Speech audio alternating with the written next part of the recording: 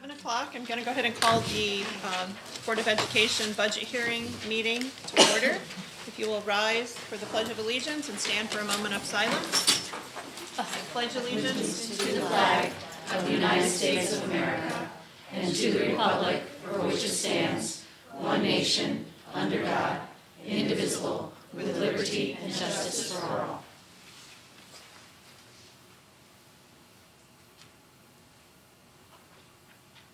Thank you.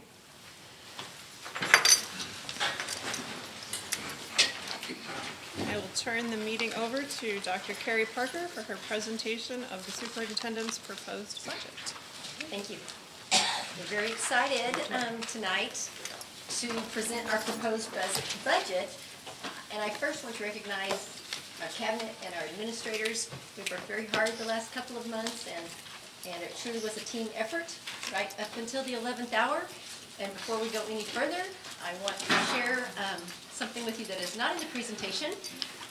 We have discovered that we have an error in our favor on some of the certified teacher salaries. And so my goal was for our budget to come in under 3%. And it looks like it will, but I have corrections to make.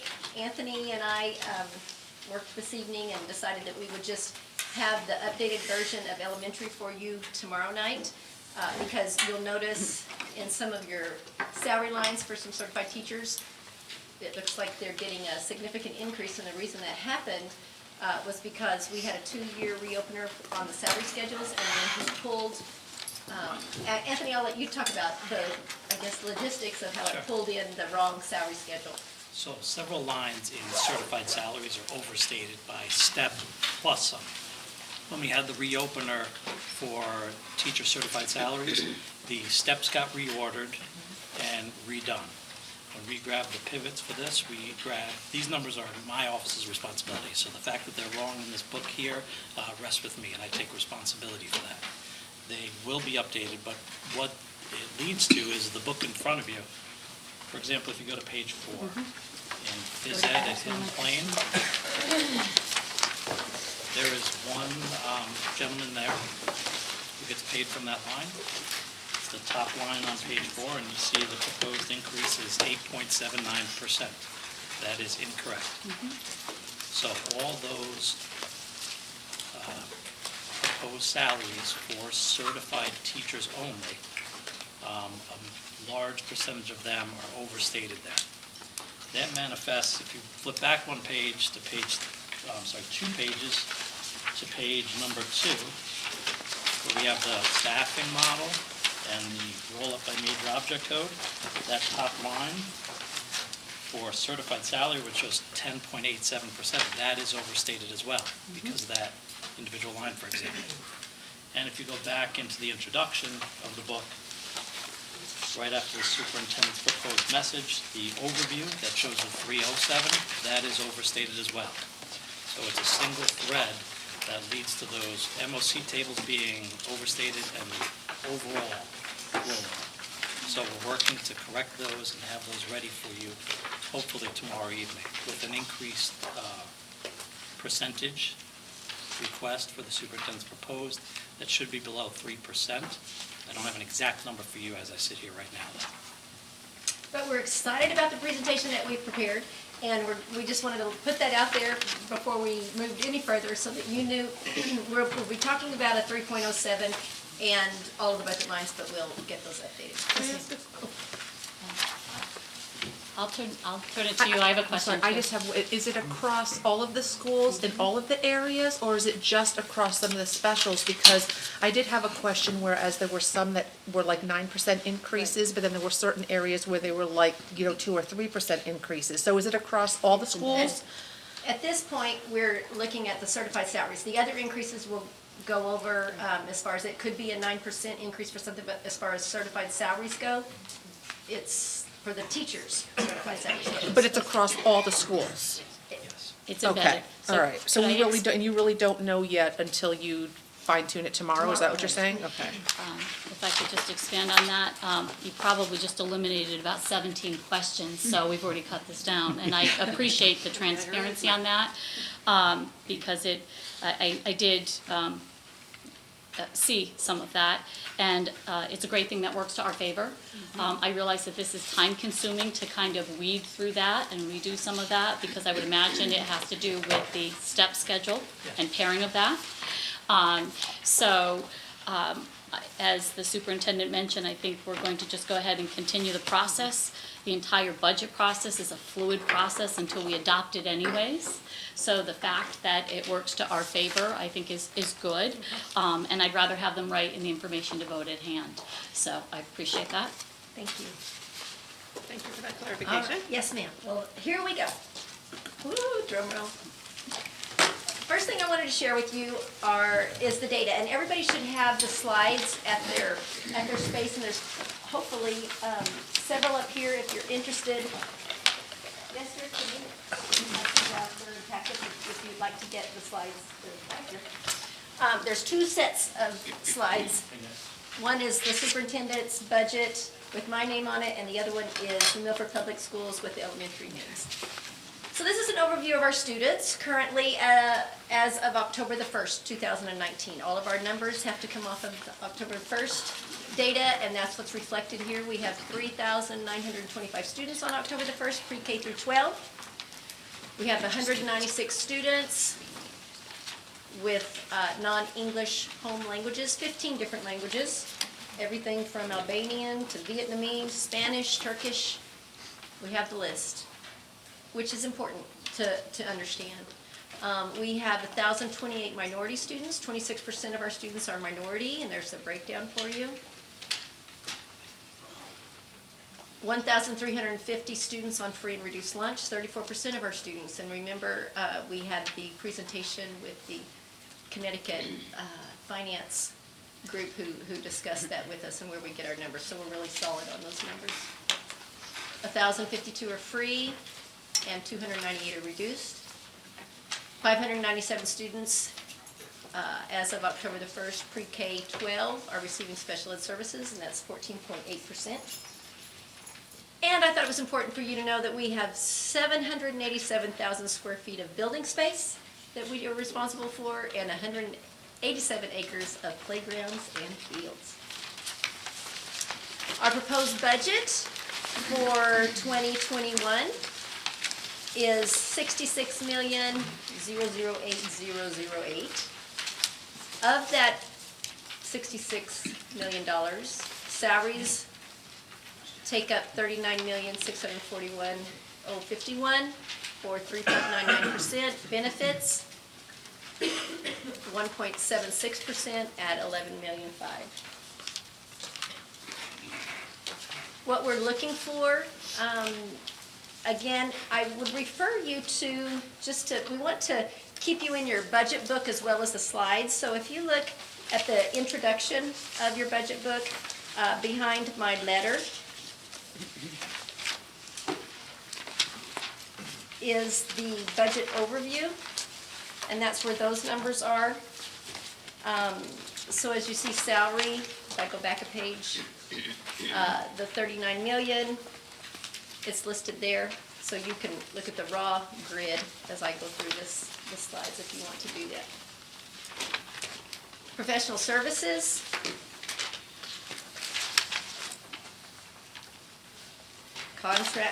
Professional services are contracted services that we have. General ed, special education, legal fees, curriculum, our audit, those sorts of things fall under professional services. Property services, $931,280. That area, you'll notice, is negative 3.92% for property services, because we have some overtime adjustments that we're making, and it's an area that we believe we can have a savings this next year. Other services, $8 million increase regarding transportation fees, tuition, that sort of thing falls under other services. The increase is 385,000. 385,000, I'm sorry. That's okay. The increase, 8 million's a little high. So. I heard that too. Got my attention.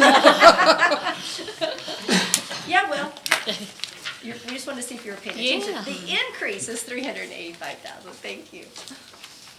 And then supplies, and you can imagine what all those things are under supplies, and that is an increase of 16,000. We have, I'm going to refer you to tab 5, just so you're keeping you familiar with what I'm going over, and your book is the capital, 5-year capital plan. It's an increase of 525,200. And in that 5-year capital plan, if you notice the 2021 column, that's the column that we're referring to, that makes up that 525.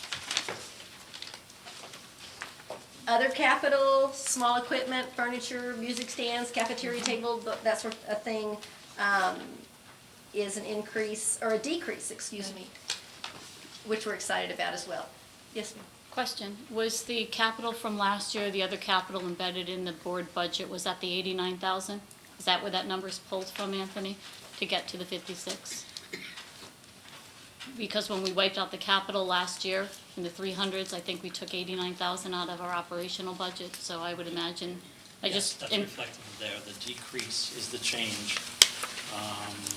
Yep, that is correct there. 1920 capital with a small c, sometimes you refer to that as.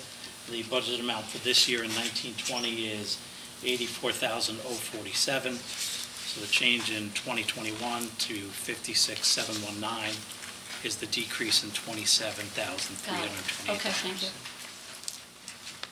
Dues and fees, the cave dues that we pay, CAPS, CASBO, that's what falls under that category, 2.85% increase. And then finally, the overall budget increase, as I told you, it's going to go down, but for tonight, it is 3.07, or 1,967,316. So what I'd like to explain is where that's coming from, what the increase is. We know that we have salary increase and benefits increase, and that's what you see here, but the specific things that we're also asking for, we focused on programming, and we're going to be, each night we speak about the budget. We want you to know that everything that we're asking for is tied to programming. For instance, the first item, we need 2 bilingual teachers and a .49 coordinator. We're required, we're mandated to have a bilingual teacher when we have 20 students speaking the same language, and so we have a need for that. We have a need for a special education, a .5 part-time Excel teacher at Northville. Along with that, anytime we add that Excel teacher, we also need 3 paras. They're part-time positions. It's the equivalent of a 1.5 FTE. As you know, we have a new 3-year Excel program moving up to 4-year Excel next year, so that's going to increase their time, so that equals a 0.3 FTE at Hill and Plain.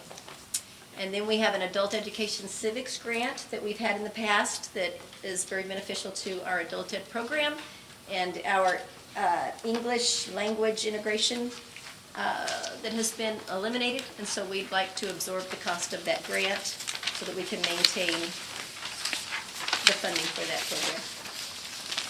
We also are in talks with the town to reutilize, I guess, the funding that we have for security at the elementary school, and that would be an overall increase of 25,000. And the intent of it and the goal with the town is to have a school resource officer or an armed security officer at every site. The cost to us, we would absorb some of those costs that we already spend. We wouldn't necessarily absorb them, that's the wrong word. We would incur the costs that we currently have for security, but it would be folded in to pay, and we'd need an additional 25,000 to cover if we went with the armed security officers. We need to do some strategic planning with the district and focus on the profile of not only the New Milford graduate, it's a pre-K 12 program, to make sure that we're addressing all the things that we need to address for the learners here in New Milford, and we'd like to have some money to go toward that.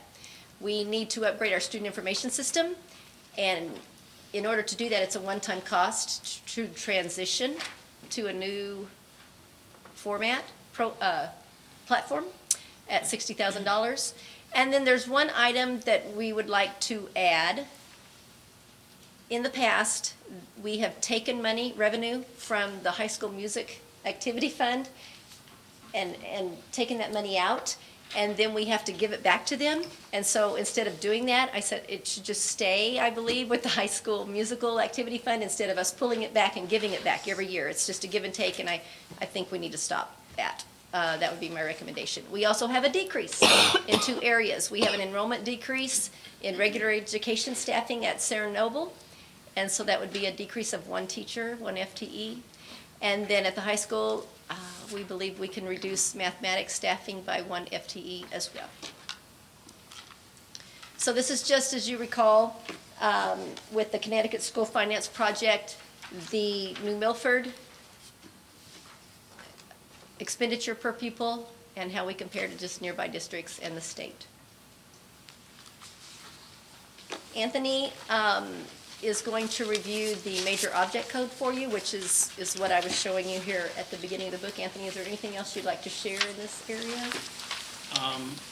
No, other than the fact that this is going to change based on the certified salaries, which is in that top number, that 3.99% increase.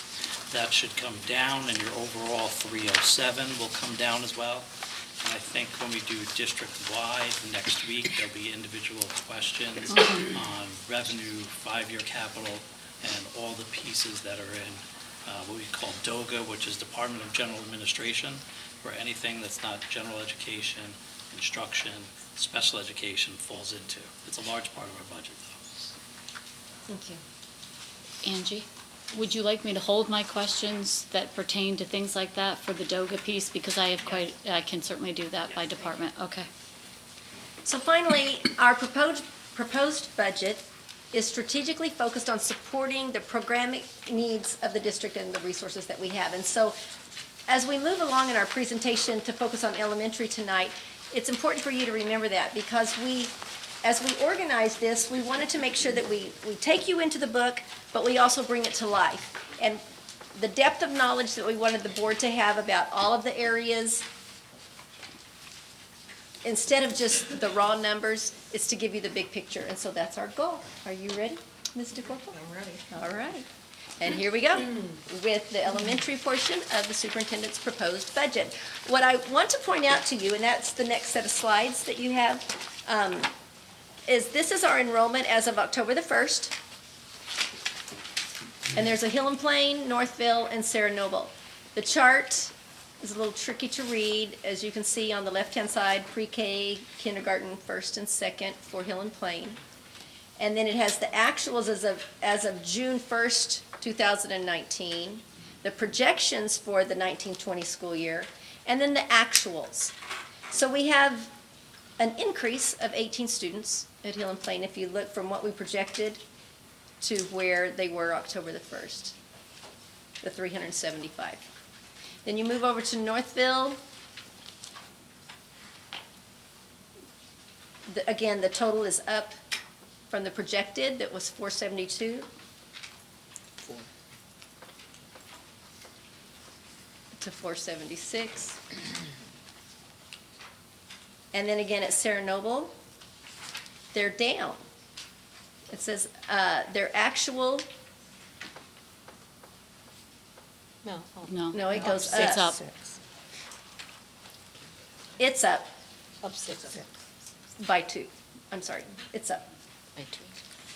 Look at It's the up wrong by line. 6. Good. Thank you. But they're down, and that's what we'll get to for 3rd grade. It's what's coming up, the roll up, the projections. Thank you. Okay, so as Dr. Parker mentioned, we're going to start by talking about program descriptions, and what I want to bring your attention to is what the elementary programming is all about. And by elementary, we're talking about pre-K through grade 5 tonight. In pre-K through 5, we have a focus on foundational concepts and skills across all content areas, the application of those skills, active engagement of students in every academic area, and of course, we've had a lot of discussion over the last few years, for those of you who've been on the board for a while, around social emotional learning and mindfulness and the importance of that for our students. When you think about the general education teachers in K through 5, they're responsible for solely carrying out and knowing 5 academic content areas by heart, looking at curriculum, referencing it, and making meaning of it for students while differentiating, meaning supporting students at each level, raising achievement for those kids who are ready to progress, and remediating. In these programs, there's an interdependence of programs, people, professional development, and resources. So when you take a look at your budget books tonight, under each of these content areas, you'll see alignment for each of those resources within the school budgets. And if you look at the DOI portion of the budget, when I get to that at district level, you'll see the alignment of curriculum and professional learning. Each of these programs is made up of curriculum for every content area at every individualized grade level. And in reading, we have a program curriculum not only in reading that is aligned K through 8, but we also introduced, you may remember, phonics curriculum last year that's integrated to the reading curriculum, and that's what you see here. Writing, we have a comprehensive writing curriculum that spans K-8. And when we talk about reading and writing at the primary level, meaning K2, we're in about our second year of full implementation there, which means that there's not only a need for support by our instructional coaches to really get into classrooms, support teachers with their new learning, support efforts around integration of curriculum and instructional practices, but also to support PD, assessment creation, and help make meaning of data. Because we're constantly looking at planning for student achievement, implementing, and then reflecting on how kids are progressing along the way. Our budget lines within each building level site are earmarked.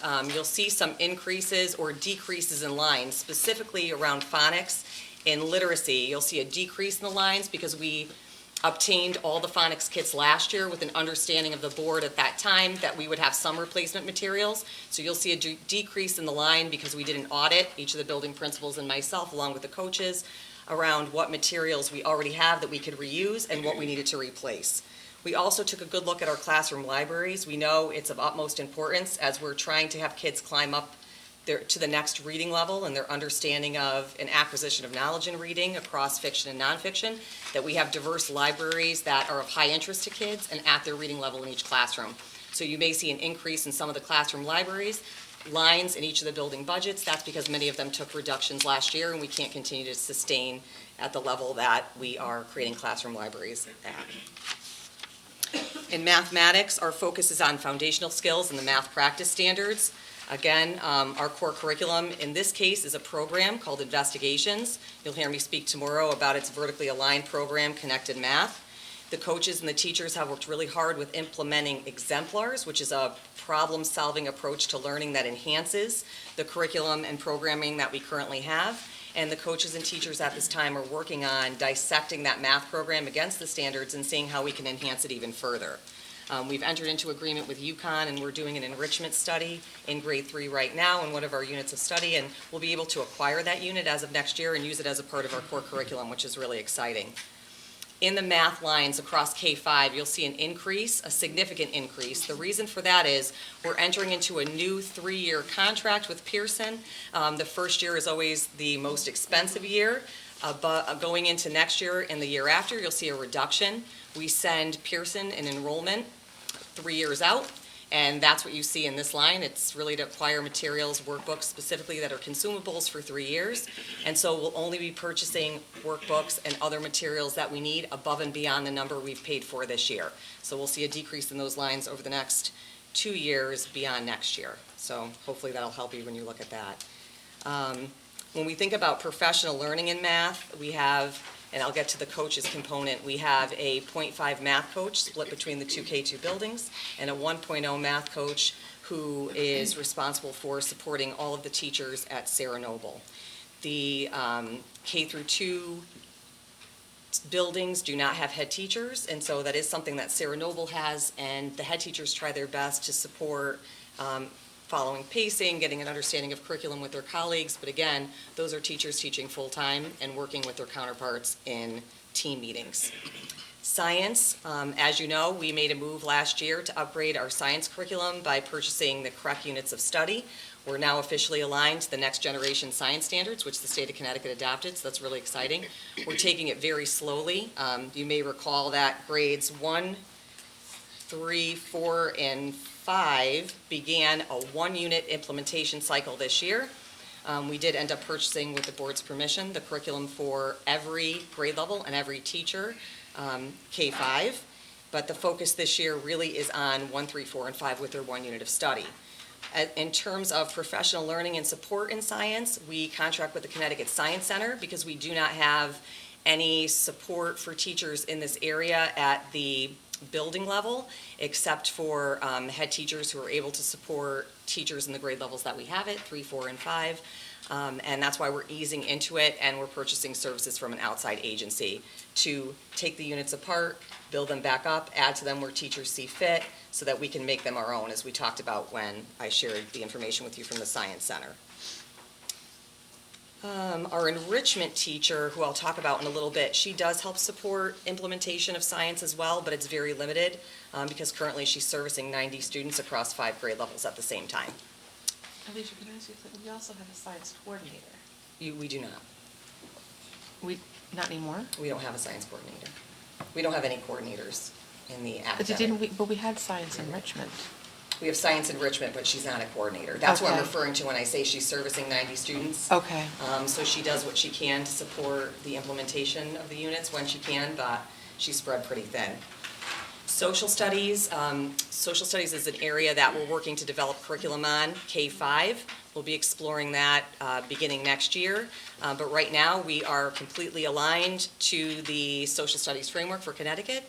And again, there is support from head teachers only in these academic areas, but no additional support for staff there. Ms. Baldelli? Okay, when you look at the staffing, you'll see that this was a slide that you saw previously in our staffing report. And we did 2 years for you, we did 18, 19, and then the current year. So that's just a breakdown. If you just kind of hold, you'll see where we made cuts in first grade and in second grade, and a total of 3 staff were reduced. If you would, Alicia, go to the next slide, you'll see the same thing here for Northville. The first one was Hill and Plain. That's Northville. That's the old slides. You go to the next. There was no change there. You go to the next slide, please. You'll see that. Are we up to the next one more? Yes, that's Sarah Sarah Noble. Noble. Okay, so there's Sarah Noble. Those are all the old, 18, 19, 19, 20. The new, which you'll see moving forward now throughout the rest, would you move, yep, is we added, we kept the 18, 19 for you, so you could see enrollment and teachers.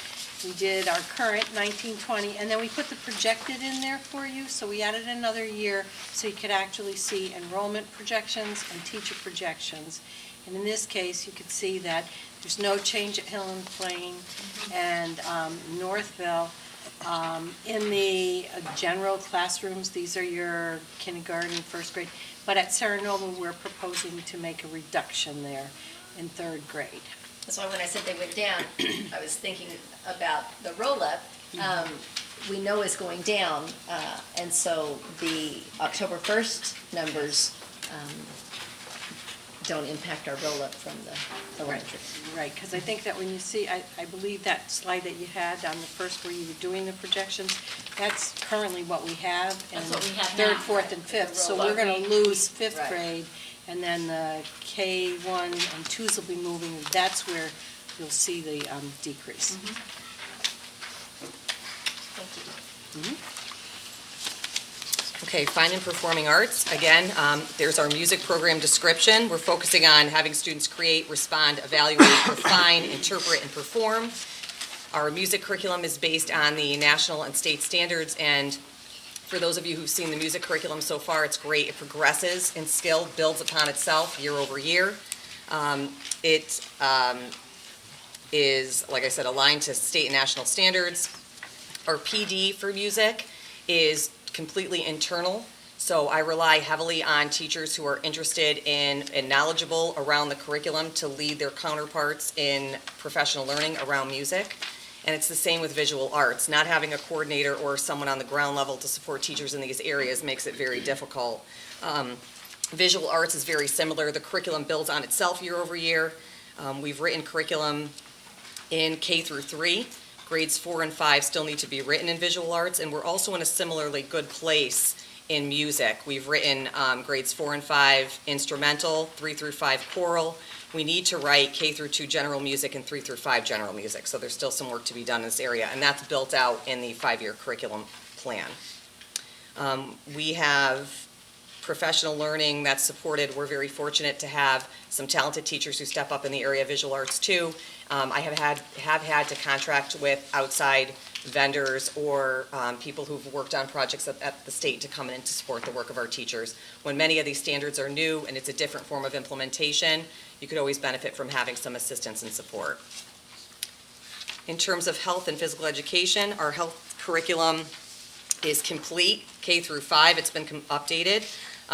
It focuses on developmentally appropriate means of being socially and emotionally aware and physically healthy and practicing self-advocacy for oneself. It's differentiated to meet the needs of students, and when we look at the health curriculum, again, this area, because there aren't many health teachers in district, there's some singletons involved, especially at this level. We have a teacher who's shared between Northville, Hill and Plain, and Schaghticoke, which kind of has them working a bit in isolation, and one health teacher at Sarah Noble. So we do what we can to get them together when we can, but ultimately they're responsible for understanding the curriculum in that entire span with very limited support except for one another.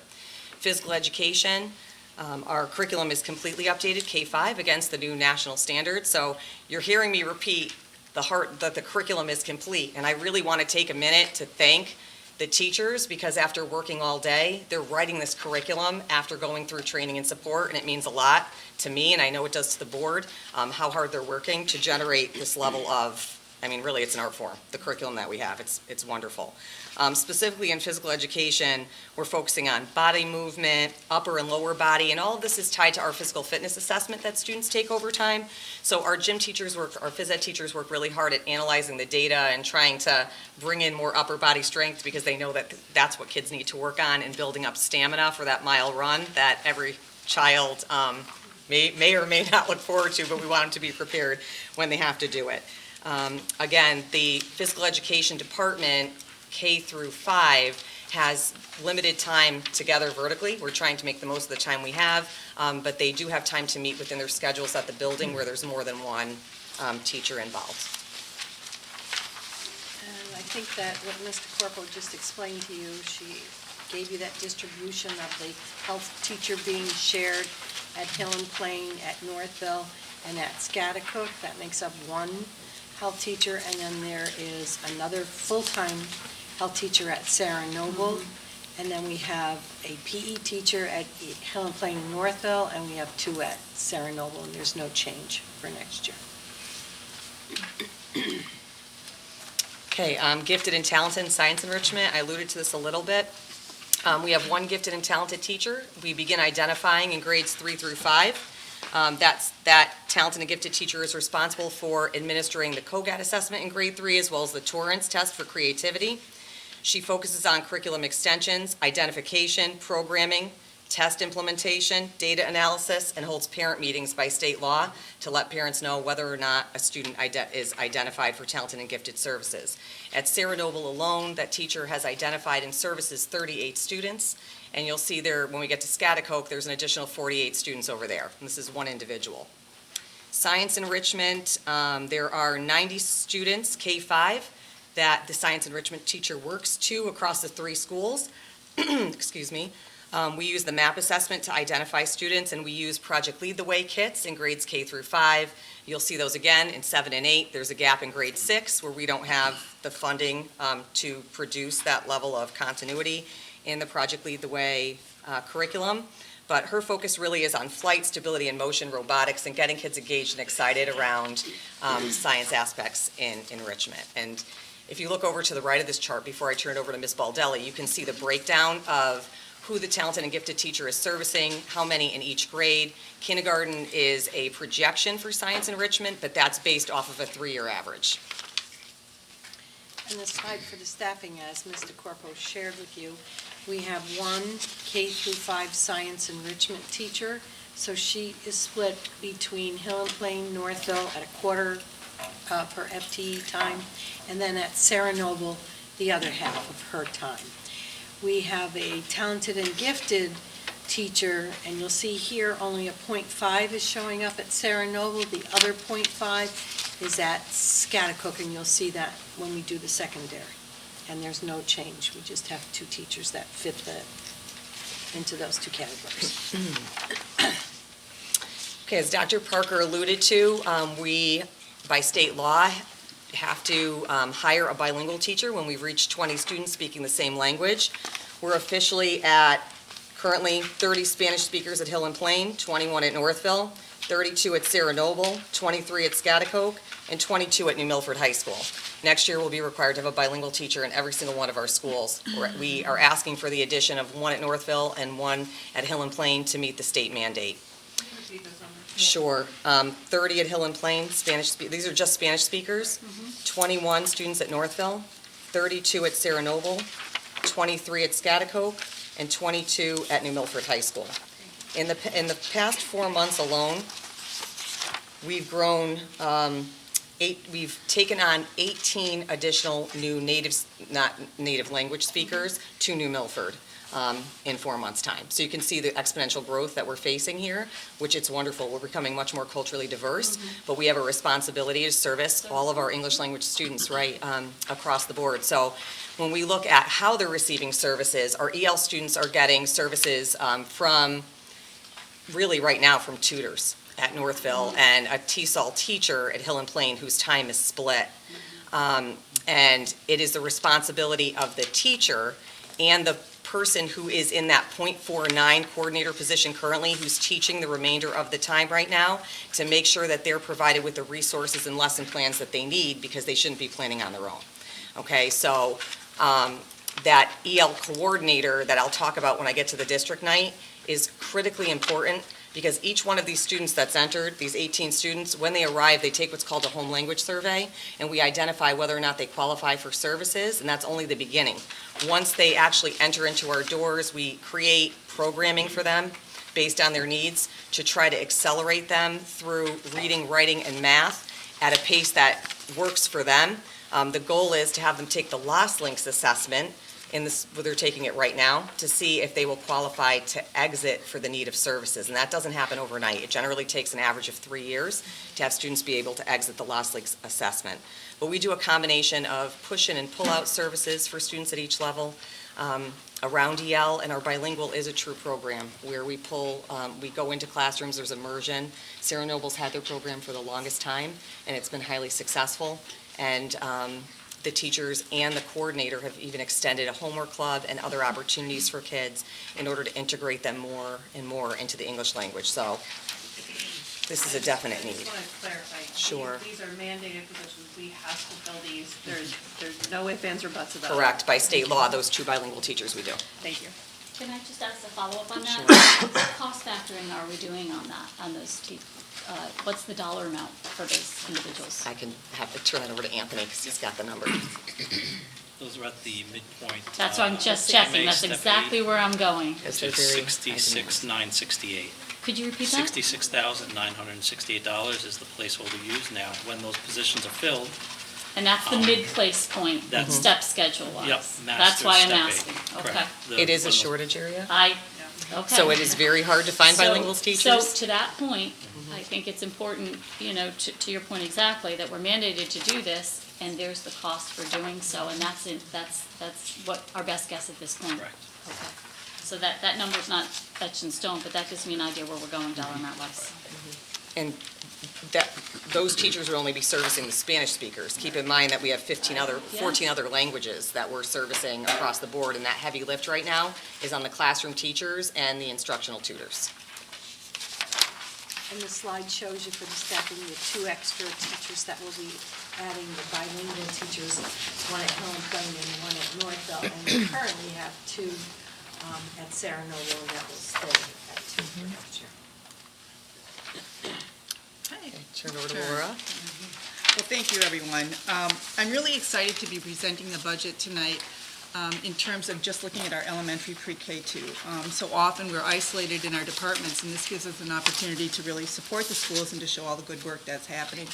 On a deeper level, I think that embedding services into the presentations really, I think, sends a message that it is all about collaboration, it's all about teamwork, it's all about working together to meet the needs of all of our students, not just 504, special ed, or general ed, or gifted. So I'm excited for tonight, and you'll hear from me again on Tuesday. But what I want to start with is our youngest children, and again, you know, that early intervention piece, our mandated Excel programs are phenomenal. We continue to meet our milestones, our APR checkpoints. For the last 10 years, actually, we have been stellar. And so if you look at Excel and you look at the mandates under it, it's really a 50-50 program. 50% of the students need to be general ed typical students, along with 50% of them need to be identified as special ed. The special education piece is mandated to be identified by the time they're 3 years old. So by the time they're 3, they need to, if they meet criteria, be in a program and making progress. So those are really strict guidelines for us, and I want to thank the board earlier this year, because what we found was, unbeknownst to us, we had an increase in our 3-year-olds. And we don't know that. We know our live births, we know those things, but we don't know that our children are going to be identified as special ed. So again, that early intervention piece, the board was very responsive. We ended up with an additional 0.5 special ed teacher at Hill and Plain, along with 3 part-time paraeducators. So I want to thank you for that. That program is up and running, it's doing well, the children are doing well, and they're getting the services that they need. So those are the types of things in terms of being flexible with our students and understanding their needs that I think you've been very responsive for, and I want to thank you. In terms of what we offer, it's all the related services, it's the OT, the PT, and oftentimes the students that come into us, we're not sure what disability they have. But we know that it is a developmental disability, so we need to meet their needs. Sometimes they do come in from birth to 3 with, you know, diagnoses already of autism. So that is kind of a short version of our Excel program. Now, if you look at, you can see the numbers speak, the number of students in our 3- and 4-year-old programs and the historical year to year. And you can see right now we have 66 students who have been identified in our program. So we're managing right now at Northville, but the numbers are also increasing. You did already, you know, increase by 0.5 at Hill and Plain, and we're hoping that we can continue to meet the needs with the current ratio of students to staff. But due to this, we are requesting a 0.5 special ed teacher increased Excel program at Northville. So that would be 1.5 teacher and then 1.5 paraeducators.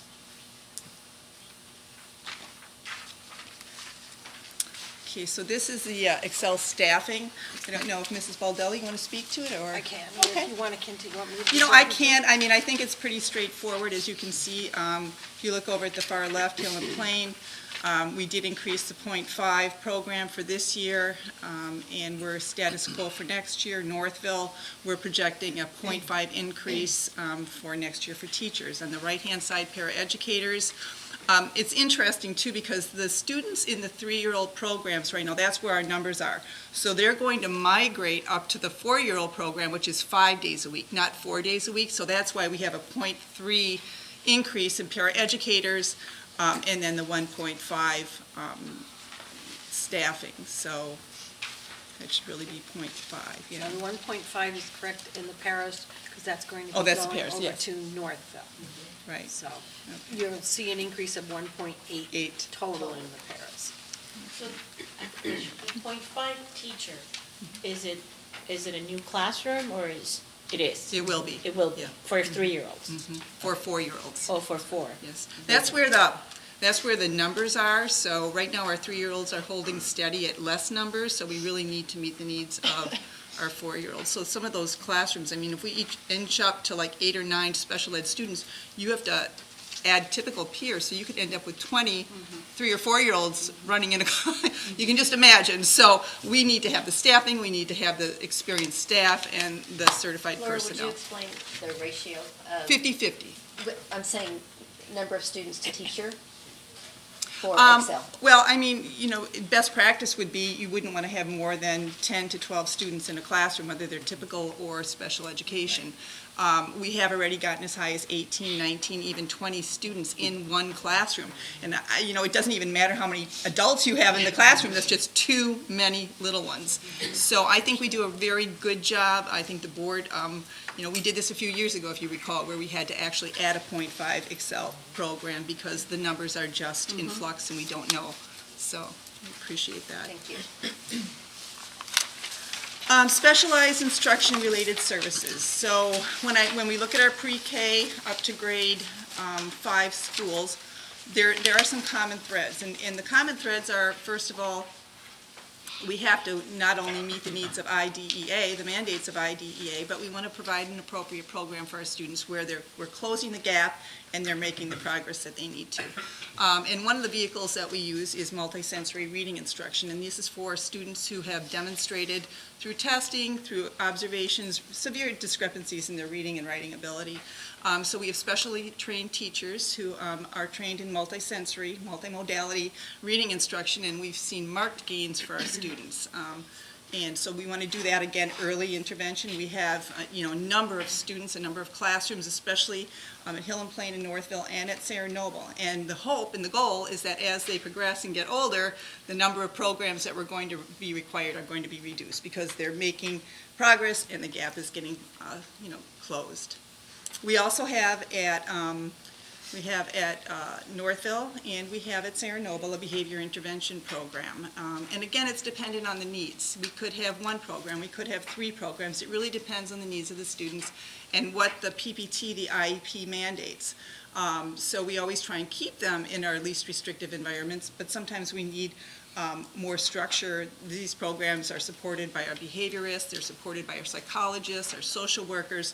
So there's a lot of hands involved, a lot of support involved, and a lot of collaboration to help these children regulate their behaviors. And as we had talked about earlier, and I talk about it frequently with you, is that the mental health needs continue to increase throughout the district, the state, and the nation.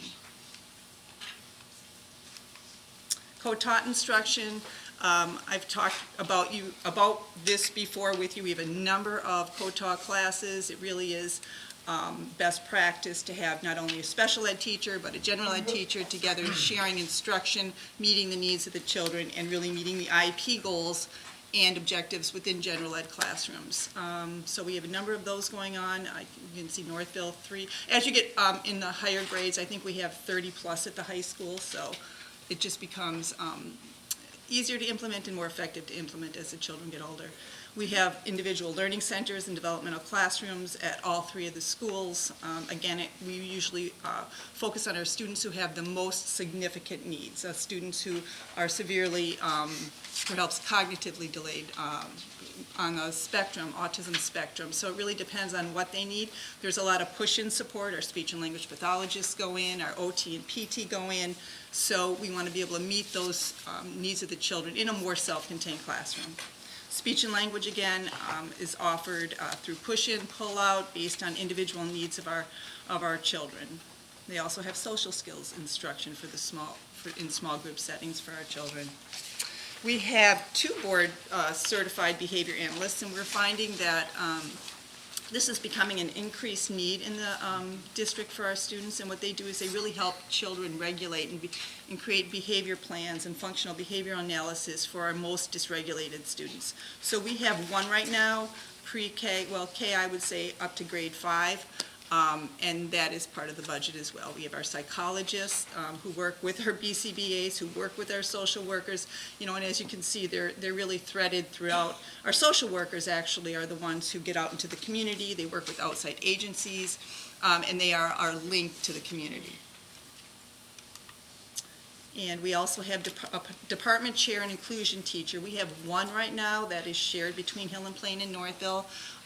They work very hard at chairing difficult BPTs. They understand the letter of the law. They work well with our families. They're good, strong support for our building administrators as well as our special ed supervisor. So that is also included in the budget.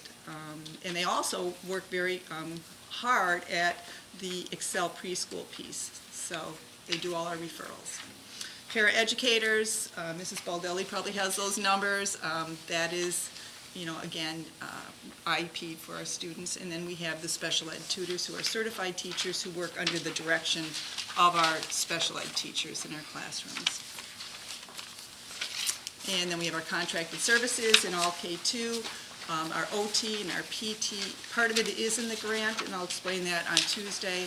We also have our intensive intervention services. We contract with IPP, the Institute of Professional Practice. We've been doing this for a number of years. We've seen marked progress with our students through very individualized, discrete learning environments, and we'll continue to include that in our budget. And then finally, we have student care workers. And student care workers typically are involved with our students who are more complex. They're hired through Ed Advance. We have 23 right now that we are contracting with. They're throughout our school district. We have a number of them at K2, and they work under the direction of the special education teacher, similar to a para, but typically with more involved, aggressive children. And you want to talk about demographics? Oh, demographics is me. I'm sorry. What I want you to see right now in this, and on Tuesday I'm going to actually show you pre-K-12, then I'll give you a better sampling, but you can see that over the last 3 years we've stayed, there's a slight decrease we're projecting, but again, it's not so much sometimes the numbers as it is the intensity of the students. We don't know for sure what that number will be as of October 1st, 2020, but we watch it closely, and it probably fluctuated 8 students today. So I say that with caution. Okay, so Here you are. Here I am. When you get to the staffing slide, you'll see that the 2 areas that we have an increase in, one is in special education, and we have the Excel special ed teachers included in there with the special ed teachers that are in the classrooms too. So when we talked about having 2.5 at the elementary level, then you come over here and you see 5.5. That means we have 3 other special education teachers providing services there. We are going to be, based on the needs for Hill and Plain next year, we're going to be reassigning a special education teacher from Scotticook. So that's where you see the increase from 6 to 7.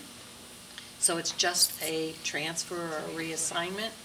You're also going to see the jump at Northville in special education. That's our Excel teacher that we're asking to have added. So that's the half there. So that's the 1.5 FTE increase for special ed. And we just talked to you a little bit about the paraeducators, the increase of the 1.85. Those are all the paraeducators that are associated with the new Excel classes. And I think Laura mentioned, we have 89.5 paraeducators this year. If we do the rest of that, we'll move up. We have 89.2, then we're picking up the 0.3, and then the other 1.5, so we'll have 91. And we have 7 in the grant, so there'll be 97 there for the paraeducators. You have this broken down just by elementary, but I'm giving you the whole picture across the rest of the schools. You'll hear the breakdowns for Scotticook and the high school when we get there. Same thing with tutors. We have a total here, they're broken down by the 3 elementary schools, but we have a total of 18 tutors. 15.5 in the budget and 2.5 in the grant. In the grant, right. Thank you. Okay, thank you. Okay, so now we're going to look at K through 5 at the district level in terms of district-wide positions that are held. Even though our interventionists and our coaches are school-based, they serve multiple schools or multiple grade levels. So in terms of interventionists, when I mention interventionists, you're probably like, what do these teachers do? They service students in math and or literacy, depending on the numbers and the need.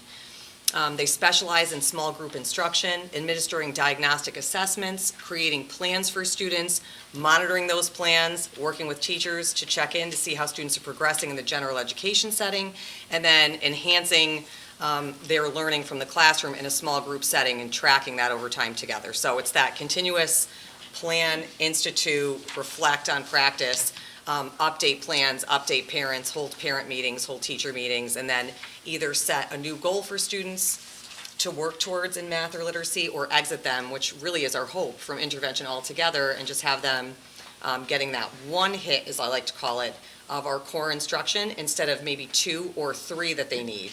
So in intervention, we speak of tiers of intervention. Tier 1 being what all students get in the classroom setting. Tier 2 being what students get in the classroom setting plus small group in that classroom setting and or pull out.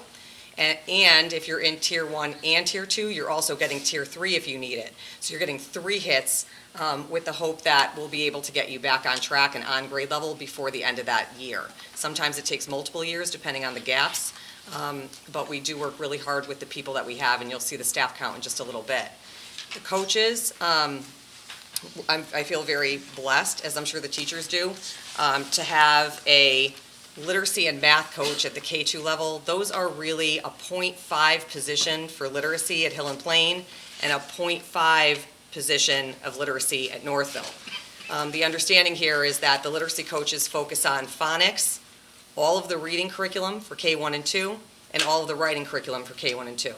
They're responsible for hosting professional learning during PLCs at least once every 6-day cycle. I can tell you that the majority of the coaches do more than that. Pushing into classrooms, modeling lessons, updating report card, companion guides, working on pacing calendars with teachers, doing crosswalks on curriculum, modeling cross-content support and social studies. Literally, they do more than the work of a coach. I'll admit that. Outwardly, they are a little bit of coach, and they're trying to be a little bit of whatever else I need them to be to help fill in the gaps that we don't have currently in support of teacher efforts. And again, that's only half-time at Hill and Plain and half-time at Northville. So they might see the literacy coach for a short while, and then the math coach swings by and starts focusing on small group instruction, math workshop, exemplar support, report card companion guides, you name it. They're doing the same work, opposite of subject areas, taking into consideration what teachers are saying they need, and then planning for the greater good and supporting the efforts of teachers at each building. When you get to Sarah Noble, it's much of the same, except there's more teachers at Sarah Noble, right? So we have 1 full-time literacy coach there and 1 full-time math coach doing much of the same. As I talked about earlier, there are 5 academic areas. There is no other support in any of those academic areas, nor is there any other support in the fine arts or music, PE, or health. In addition to supporting teachers in the classroom, we've worked really diligently this year to offer curriculum nights at every level through the coaches' work. They will be a major part of Parent University in the spring, which we're really excited. They're going to be hosting sessions for parents alongside a lot of our community groups. They really are the glue that is holding together the curriculum in literacy and math right now, as well as our teachers who are teaching classrooms on a daily basis. Library media. We updated all of our library media curriculum, which is really exciting, last summer, K-12, against the National Library Standards. We have a library media specialist at each school currently, and they're focusing on those 6 shared foundational standards. What's exciting about the library media curriculum is it not only focuses on the library media standards, but we incorporated content-level teachers in the writing of that to enhance the writing of the library media curriculum. So when students are doing research and they're hitting that nonfiction reading block, they're getting more support in the Library Media Center on those research skills. So there's cross-content work happening there. I'm really excited, and I'm so grateful for the work of the library media specialists and the teachers who participated in that, because after all, we're all working on foundational skills, those core skills that mean a lot to helping kids progress as they enter the middle school and the high school. In terms of instructional tutors, we have literacy and math tutors that are certified teachers that we hire to support the needs of students. The majority of the instructional tutor work takes place in Tier 2, and it's push into classroom with a little bit of pull-out, but mostly push in and pull-out support in literacy and mathematics. So they're working directly with kids, just like our interventionists, but these instructional tutors, because we have so many students that are in need, at least at one point in their academic career, for intervention, they enhance the work of our interventionists. They're necessary for us to meet the needs of the broad spectrum of learners that we have in front of us, K-5. And in every district across Connecticut, the majority of intervention should be happening at K-5 before they move on, students move on to middle school. And then last but not least, we have our school counselors. Their roles remain the same through K-12, so you'll see this multiple nights, and I'll talk a little bit about how it's enhanced at middle school and high school. They're responsible for all of the personal, social, emotional development of students, academic and career readiness, helping kids develop success plans and fine-tune their interests over time while they're with us, and think about career development goals if that's what they aspire to do. They also conduct 504 meetings, which by law have to be held once a year, but we're finding more and more that it's taking multiple meetings over time to enhance our plans and to make sure that they're just right for students as they're growing in different areas, which is good practice. We also value the input of our parent community and how we can enhance those plans, and so there are multiple meetings across K-5 to fine-tune them. The guidance counselors, or school counselors I should say, are also responsible for conducting investigations on bullying and supporting the building principals with that work.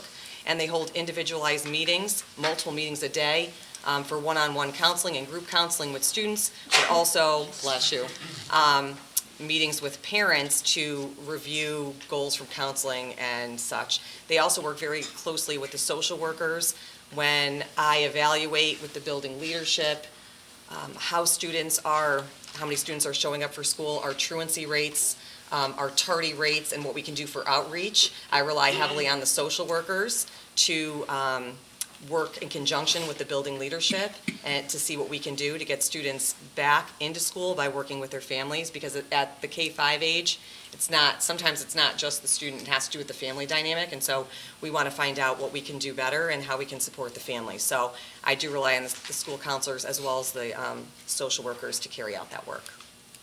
Could you review the number at Helen Plain, in Northville, and in Sarah Noble? For counselors? The counselors. I don't have that data in front of me, but chart on the We're next. gonna- and we then will, it's- it's coming. See, I always had them. Yeah, it'll be right there, okay. Okay, thank you. Hang on. Okay, and then our administrators, here you can see the breakdown of Hill and Plain has one principal sitting to my right and a .6 assistant principal, and one part-time at .25 special ed supervisor. Northville Elementary, to Eric Williams' right, is Gwen Gallagher. She's the principal, one part-time assistant principal, and one part-time special education supervisor. Again, that's a .25. Sarah Noble is Ann Bilko to the far right near the podium. She's the principal. She has two full-time assistant principals, one part-time special education supervisor. When we get to the district level analysis of administration and their roles and their responsibilities, you'll hear more from me about that at that time. But currently, this is just our count. So when you look at the staffing, there really is no change, but I do want to mention that on the third line down, the special education supervisor, that's new this year, Right. that position, but it doesn't show a change because we already have it, but it is a new position that we added, and that's where that person is spread between the three schools, a quarter at Northville and Hill and Plain and half at Sarah Noble. And then, Eileen, to answer your questions, there's a counselor at each of the elementaries, a school counselor, and two at Sarah Noble. We have a total of 5 instructional tutors over the course of 3 schools, servicing Yeah. 1,561 students. We have a total of, where are you pulling your total? The Yeah, very the bottom. instructional tutors. Instructional tutors, 5. on the bottom line there, Yes. we have 2 at Hill and Plain, 2 at Northville, They're none. and 5 sorry. at Sarah Noble. Maybe I needed So some. we have, that's okay, we have 9, and I think there's another half of a one in the grant. There might be 9 and a half in the But grant, those are just for those Hold on. 3 schools. just for those 3 schools. Okay. So we And have a that's- yes, so. That's 1,500 students. Yes, that, yes. We do not have a lot of them, if that's the point that you're That's the trying to point I'm trying make. to make. Yes. And then at the elementary school, do we have social workers? We do, don't we? Yes. They're not in this chart? There's one full-time share between Hill and Plain and Northville, and then there is a full-time at Sarah Noble. If you go I back think, yeah. to slide 25, on there, because we put them together, Yep. but on your handout, it's slide 75, yeah? Not on the, Okay, you sorry. understand what I'm saying? Got it. You can't go to There, I 35. see. Okay, Okay, 10 off. thank you. Okay. 10 Because off? we put them together, So you yeah, can so get go to 35 on this one. Oh, other way. Okay. Yeah, up I'll get there, don't get too there, dizzy. okay. Hold, please. There There we go. There's the social worker. Okay. You see that? Yep, Okay. thank you. Now fast forward. Fast forward.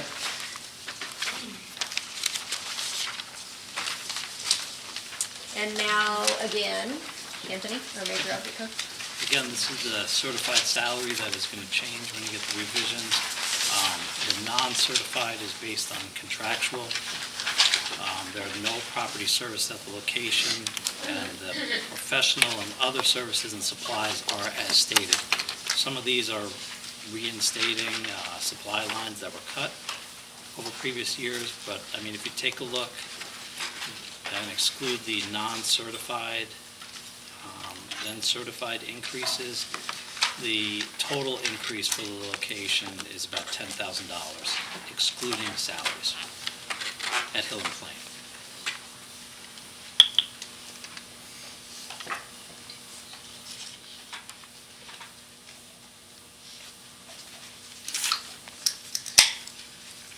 So the next slide, North. This is Northville. I Yep. advanced it for you. Thank you. We have the same thing here. If you take out the certified and non-certified salary increases that are in there, the adjustments, like for dues and fees, while a large percentage is a small dollar amount, and we have a lot of realignment of supplies.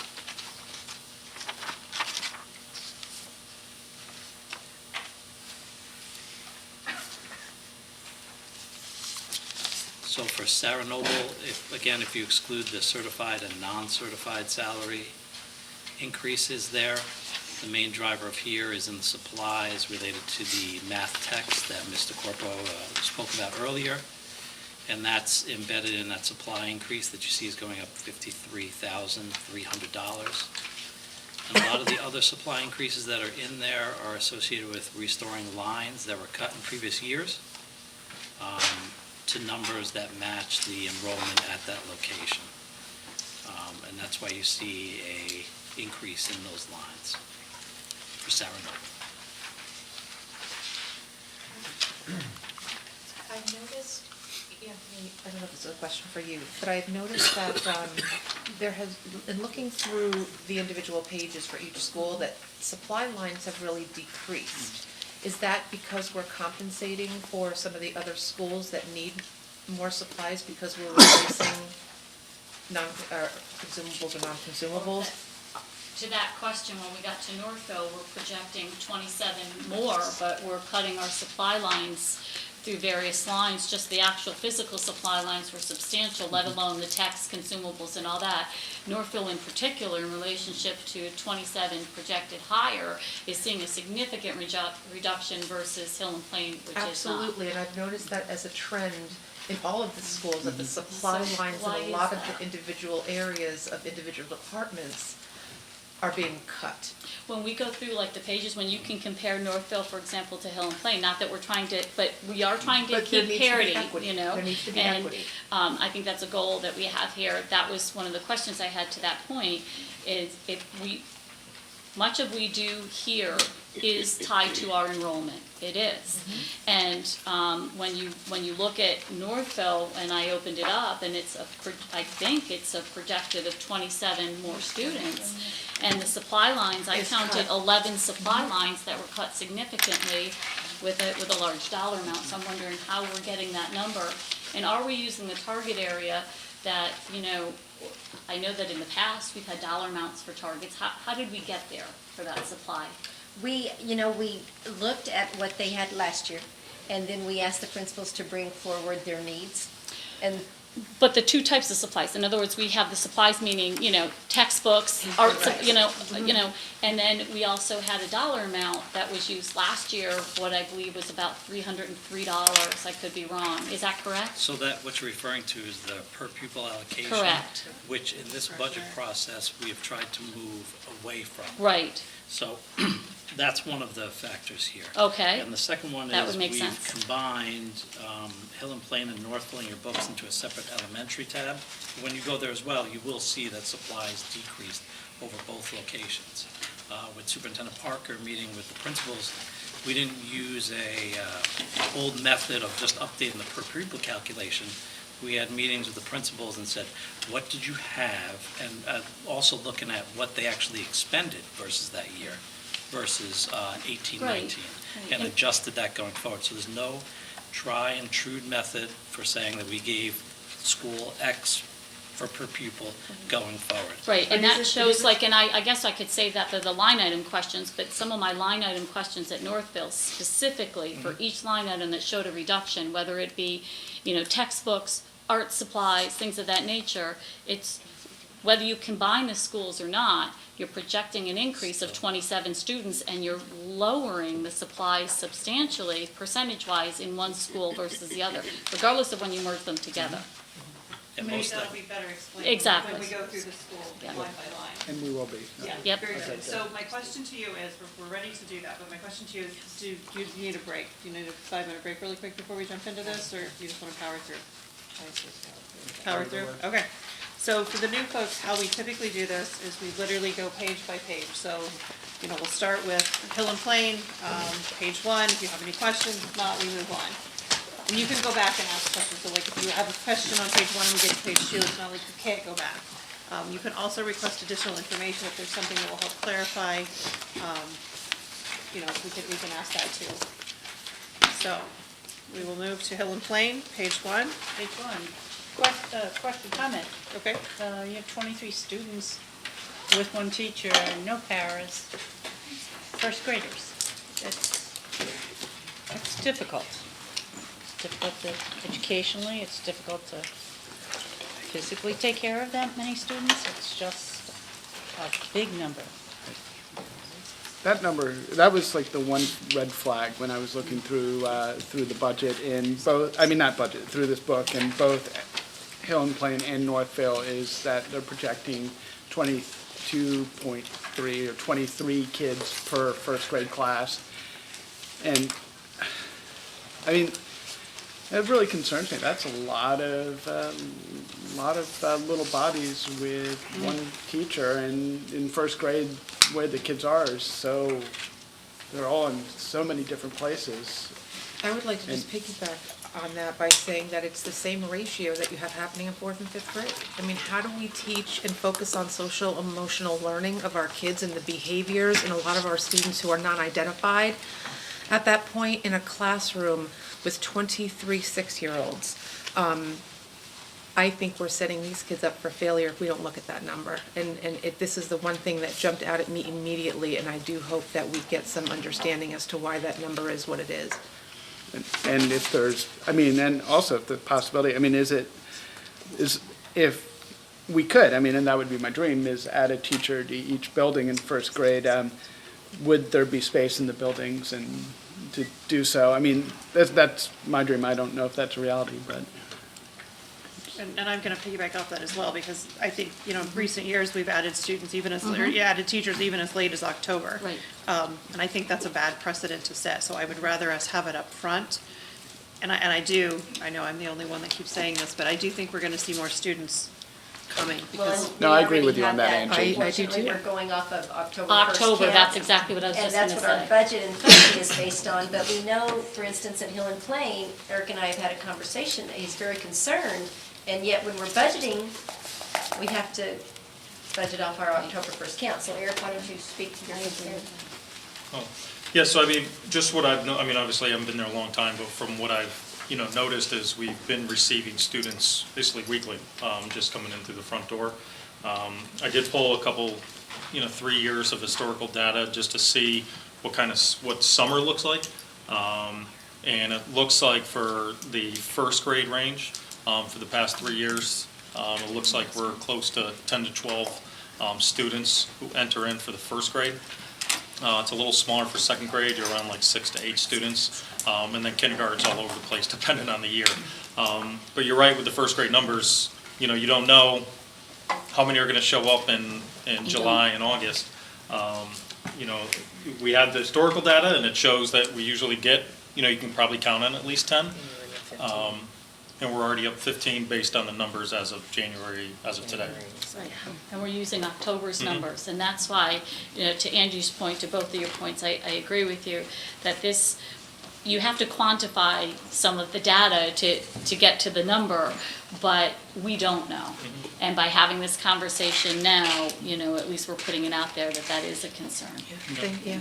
And I think that's gonna be difficult in the future, I agree. think we're seeing a more transient population. yeah. Especially, southern New Milford. Like I said, I feel like every week it's just, it's just more and more walk in, so. Well, when you look at what Danbury has, I mean, they had 600 new students show up this year, more than they were expecting. Or I think, 500 more, I think, than they were expecting. But anyway, those families are gonna start migrating this way. I mean, we're a cheap, community, and, as they get more established, you're gonna start seeing that. And a So- large percentage are Danbury or. Yeah, and a large percentage, I think, are Spanish speaking also. So that, when you have 23 kids in a classroom, to Brian and Tammy's point, and 6 of them don't speak English, that's an issue. It is an issue. And I don't want to, like to Angie's point, I don't want us to be in August saying, oh my God, we have to find $100,000 or $120,000 because we need students.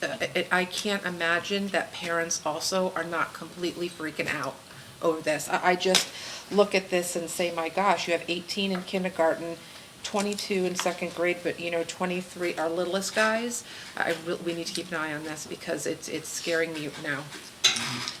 Something that has been done other places, for instance, in kindergarten, once you reach 15 students, you get a paraeducator. I was just gonna And ask Same that. thing at first grade, like once you reach 21, then you qualify for a para, because it allows us to get support in the classroom at a reduced rate than trying to hire another teacher at a more significant rate. It So I also think helps it's- on space, if space is a challenge as well, so But I some- didn't mean to interrupt. But in the past, we have also had problems hiring paraeducators too, and I want to keep that in mind because it's all well and good to say, let's add them, but then we have problems filling those positions. And if you have, how many classrooms are we talking about? If we have 5 classrooms, that's 5 paraeducators.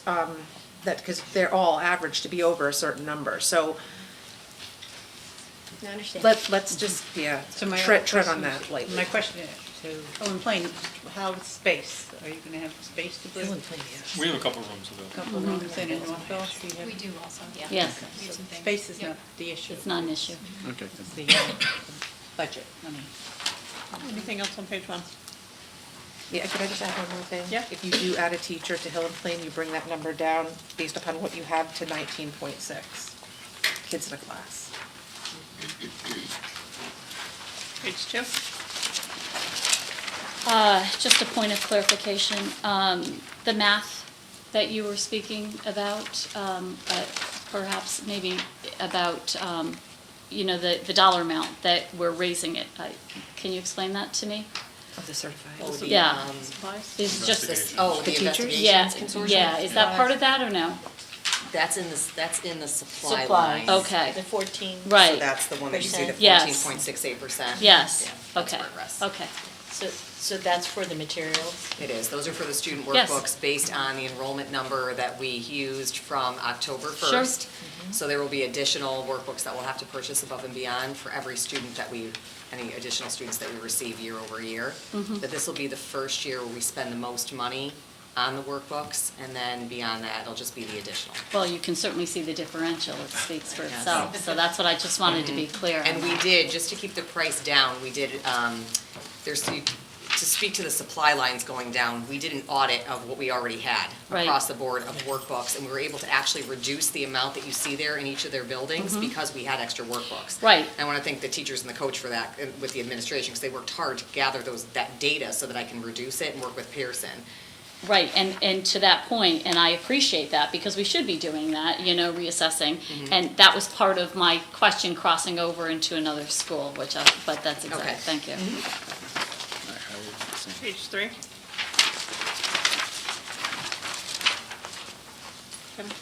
I have a highlight, again, the 2,058.72% increase is gonna be for the math consumables. Are we increasing, are we renewing our Pearson subscription across K through 8? Well, K through 5 is up right now. Okay, And then 6 through 8 will come up separately, I believe, a year from next. okay. And so we'll be in Because I the saw same an increase at position. Scotticoke, but we'll get there when we get there We'll be in the same position then. at Okay. Scotticoke within a year, but the decrease will come on the elementary side to hopefully support, and that's how it's always been.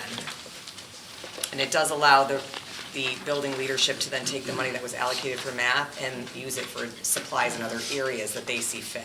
So where you see reductions in the supply line, much of that is because each school took a heavy reduction last year in their supply line Right. in order to meet the cuts Right. that were imposed upon the board. And then in addition to that, now with the consumable math need, we have to take from other lines when they receive their allocation in order to support that math need.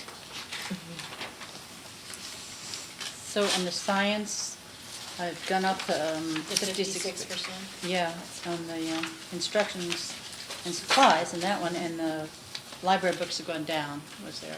So the reason for that is because of the science units of study that we're implementing. We're going to a second unit in each grade level. So each time we introduce a new curriculum unit, there's supplies that go along with it. Those are consumables. So year over year, that line will also increase until we have supplies necessary for every unit. And if they're consumables, we'll still be encumbering funds for those needs. You took off 48% off the library books to put that towards the. That was the principal's decision to make Right. an allocation towards the math workbooks that were necessary and to increase the line for the science supplies that are necessary to introduce curriculum. Good.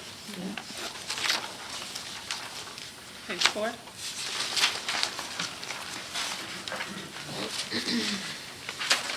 Page 5.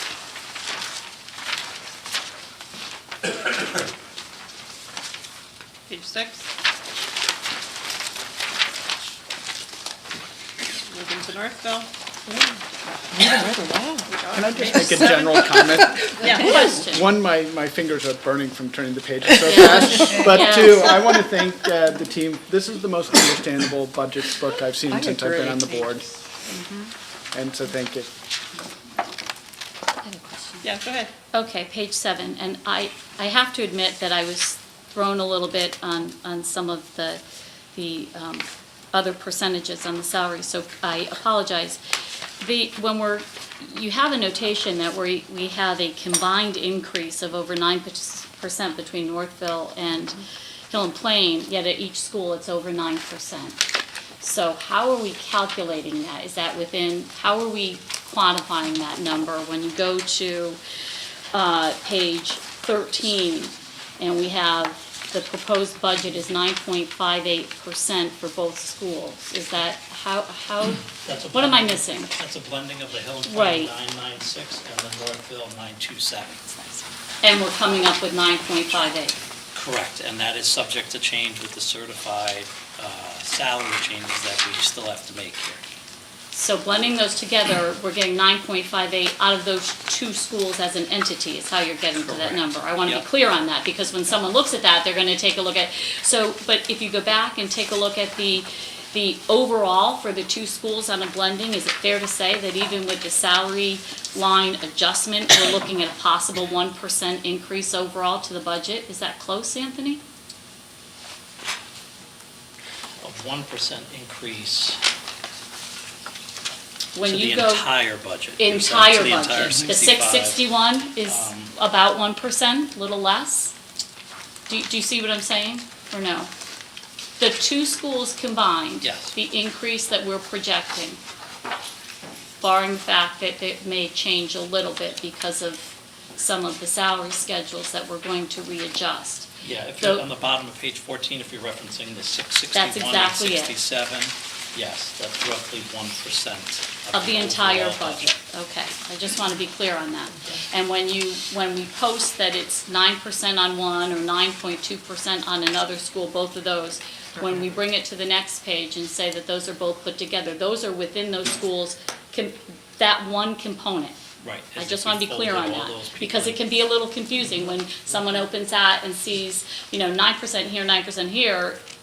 Do you see what I'm saying? Right, they're not added on to Thank each you. other, it's not, yep. It's just the way that I guess I'm looking at it, so, thank you. And this is the first time you presented those two That's why I'm elementaries asking, I combined. haven't seen it like that before, so.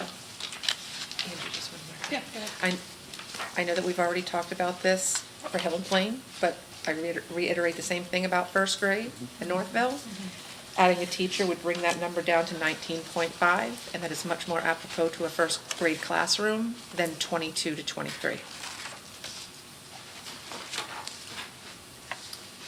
Anything else on page 7? Page 8? Page 9. Page 9? I do. Okay. Sorry. So this is, anybody else can jump in, I apologize.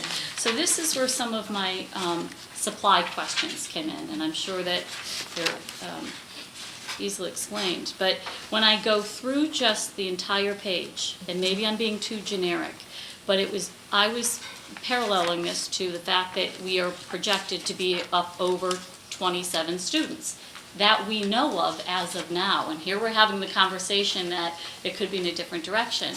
And we're looking at reductions in 7, 8 line items all across the supplies, whether it be instructional, general, art supplies. I guess maybe, what am I missing? How did we get to this page? And maybe that's a line by line item question, but Well, and I think just to add to that too, not only are there a big increase to this school, but this school already has 101 more students than Hill and Plain. well, that's, and So- that is my Yes. point. The art Yes. supplies, for example, they may be small dollar amounts, but when we're tying this to enrollment, they're significant. So if you Yep. go to supplies, instructional art, in 18-19, we had $3,400 budgeted for that, and we're budgeting 2,000 for this coming budget cycle, and projecting a much larger. So how did we get there? Maybe they're looking at what they have. And I understand that. Part of that is repurposing of those supplies within the school, regardless of its location, whether it's in art or whether it's in English or not.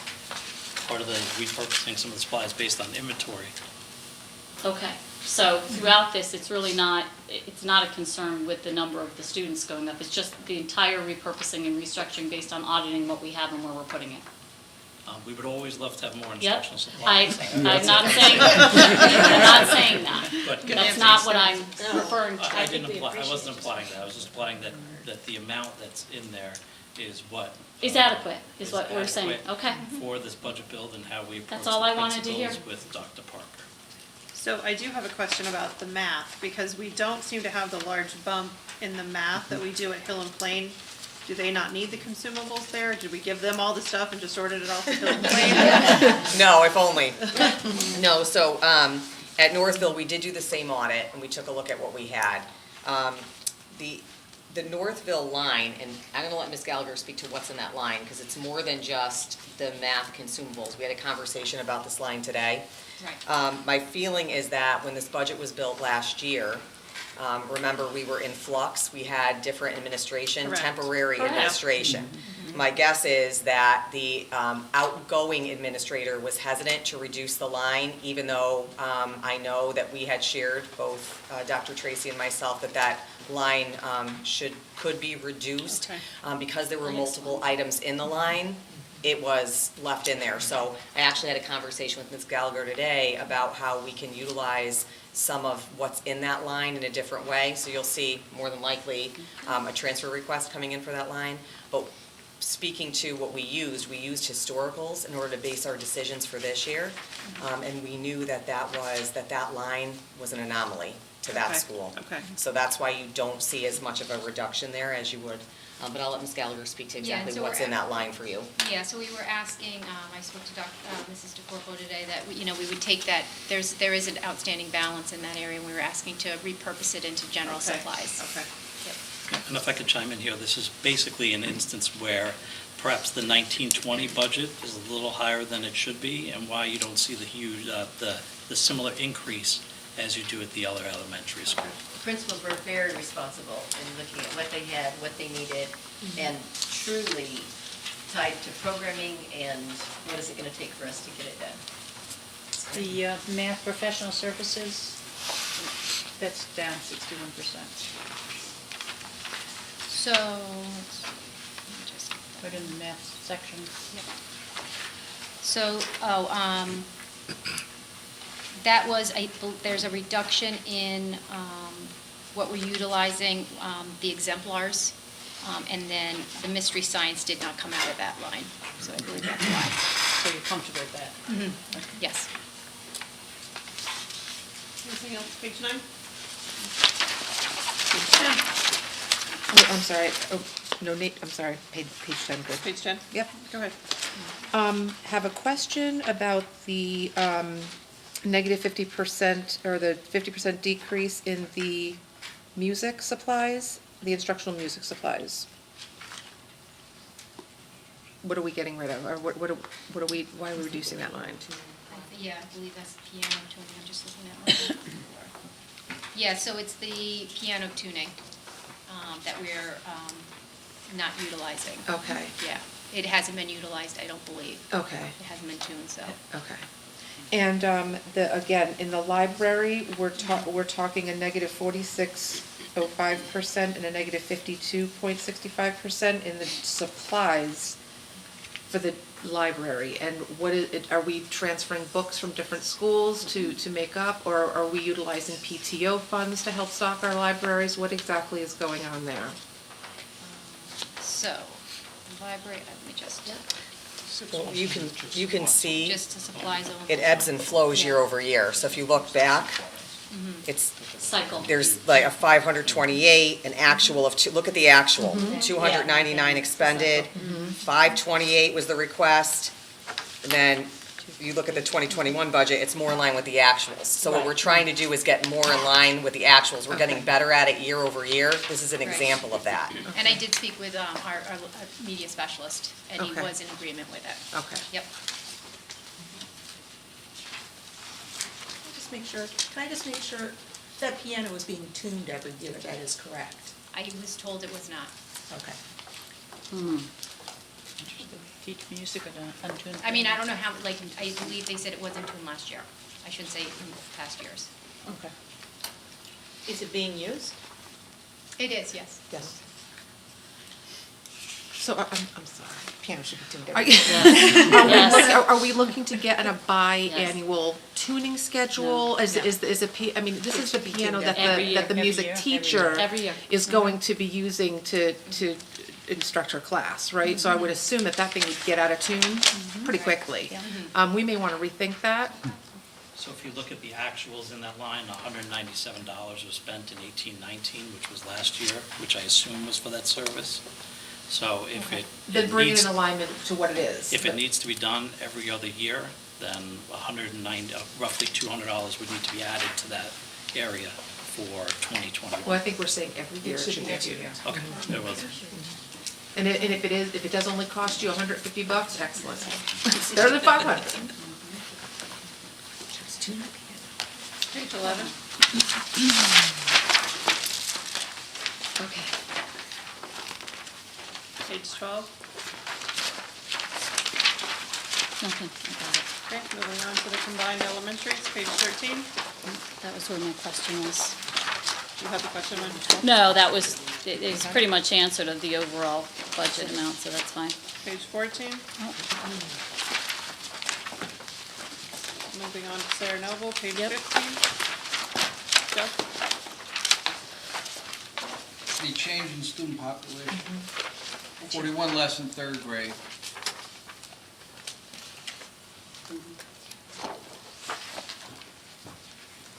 What do we expect in fourth grade when those third graders move up? Same kind of change? Right, so, I think you heard the superintendent and many people speak.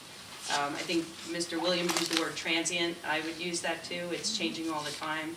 You saw a slide that said, Sarah Noble, I believe the slide said 804 on October 1st. We're at 816 now. So it does wax and wane quite a bit. Since the beginning of the year, we've had 23 students in, 16 students out, so we're all over the place, but we're 814 now. And if you take that third grade number, next year, we'd look at fourth grade at being 269, fifth grade at 271. So you're comfortable with one less teacher? That's a district-wide decision. I'm comfortable, I'm confident in our teachers, and the upcoming second grade is smaller than our current cohort in third grade. And then we also look within the needs of the grades, of the cohorts that are moving through, about what's appropriate. I listened to Mrs. McInerney. I think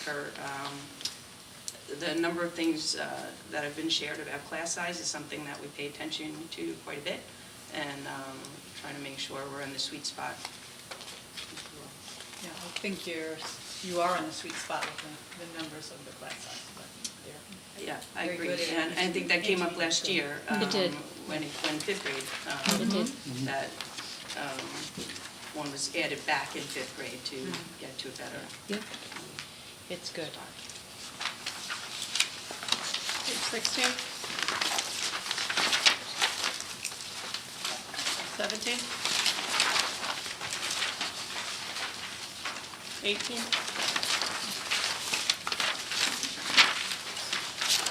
19. Wait, sorry. Oh, 18. 18, right? You're so fast. I keep up, look at my fingers trying to.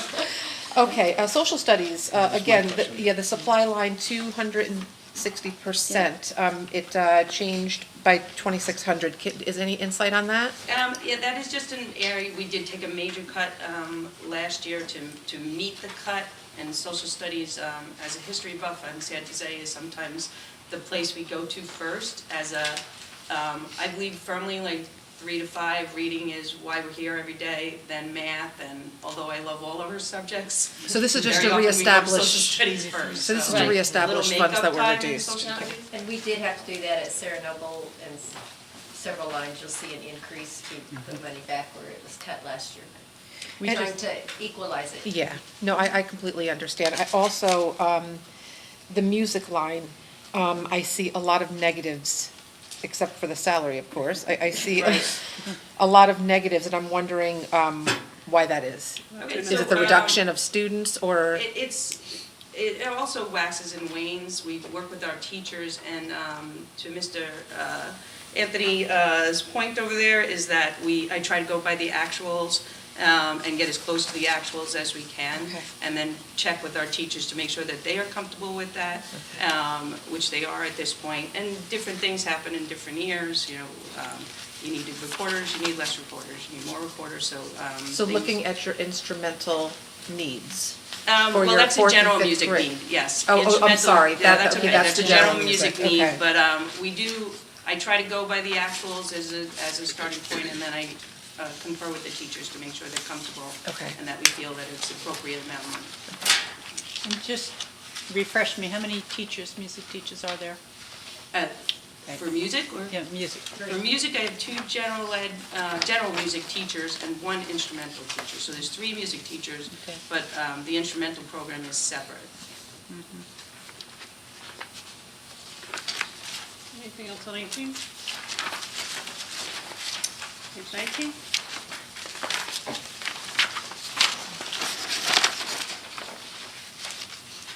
Page 20?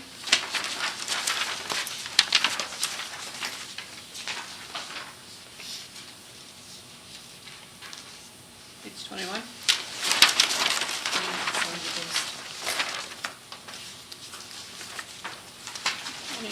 Any overall questions or a page we went over and we? Well, just on 21, the psychiatrist, yeah, it's down 13.47. Is that a cutting of number of hours or? I'm sorry, where are you? Salaries. You're on 21, yeah? Yeah, 5115. Yeah? So it's the same number of teachers there. There was a retiree. Exactly. That was at the higher Replacement. step. There was replaced with someone at the lower. Okay, thank you. You can go before. Go ahead, Wendy, if No, it's go about the elementary, because I have a question about the whole big picture. Oh, same with me. Okay. So, yeah. So, just a couple things. On the overview, I know that there was a mention about security and possibly 25,000. So I just wanted, how did we derive that number, and where are we on an MOU in that process? I'm going to answer the last question first.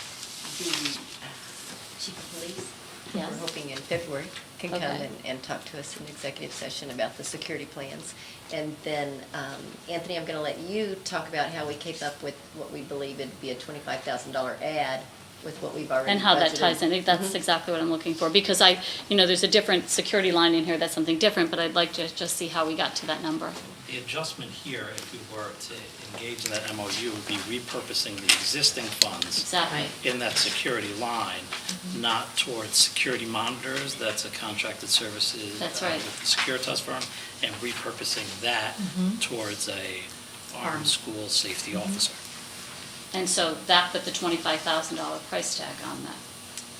It would be repurposing of the existing funds Correct. there, correct. In addition to an additional $25,000. On top of what we're currently spending. To try and cover the That's exactly what I'm partnership asking. with the town. And then I just have one more procedural question, go and ahead. then I'll let the floor go. In preparation for some of the number changes, I would hope that we, I personally, I don't know how the rest of the board feels. I don't need that information by tomorrow. I know it's a lot of work. I know there's a lot of threads that go through this and how that works. So I think that because our budget is a 2-week process, we have time to go through it, make sure that they're posted, because it affects Make sure it's right. all these pages. Yeah. And so there's a lot of work there. So I in particular, I don't need to see that change by tomorrow. I kind of had a feeling that would have to be coming. So I think that we should take our time and get that reposted as long as we can have that information prior to budget adoption, because I know there's a lot going on. And I think to rush it is not fair. Thank you. I think Tammy had her hand up first. No, it's Oh, Brian. Brian, okay, somebody over here. I'm actually just going right back to the big picture, which I like to see that the 3.07% budget increase is going to go down. When I was doing the math, and boy was my head hurting earlier as I was doing this math. You have no But when I was doing the math, 7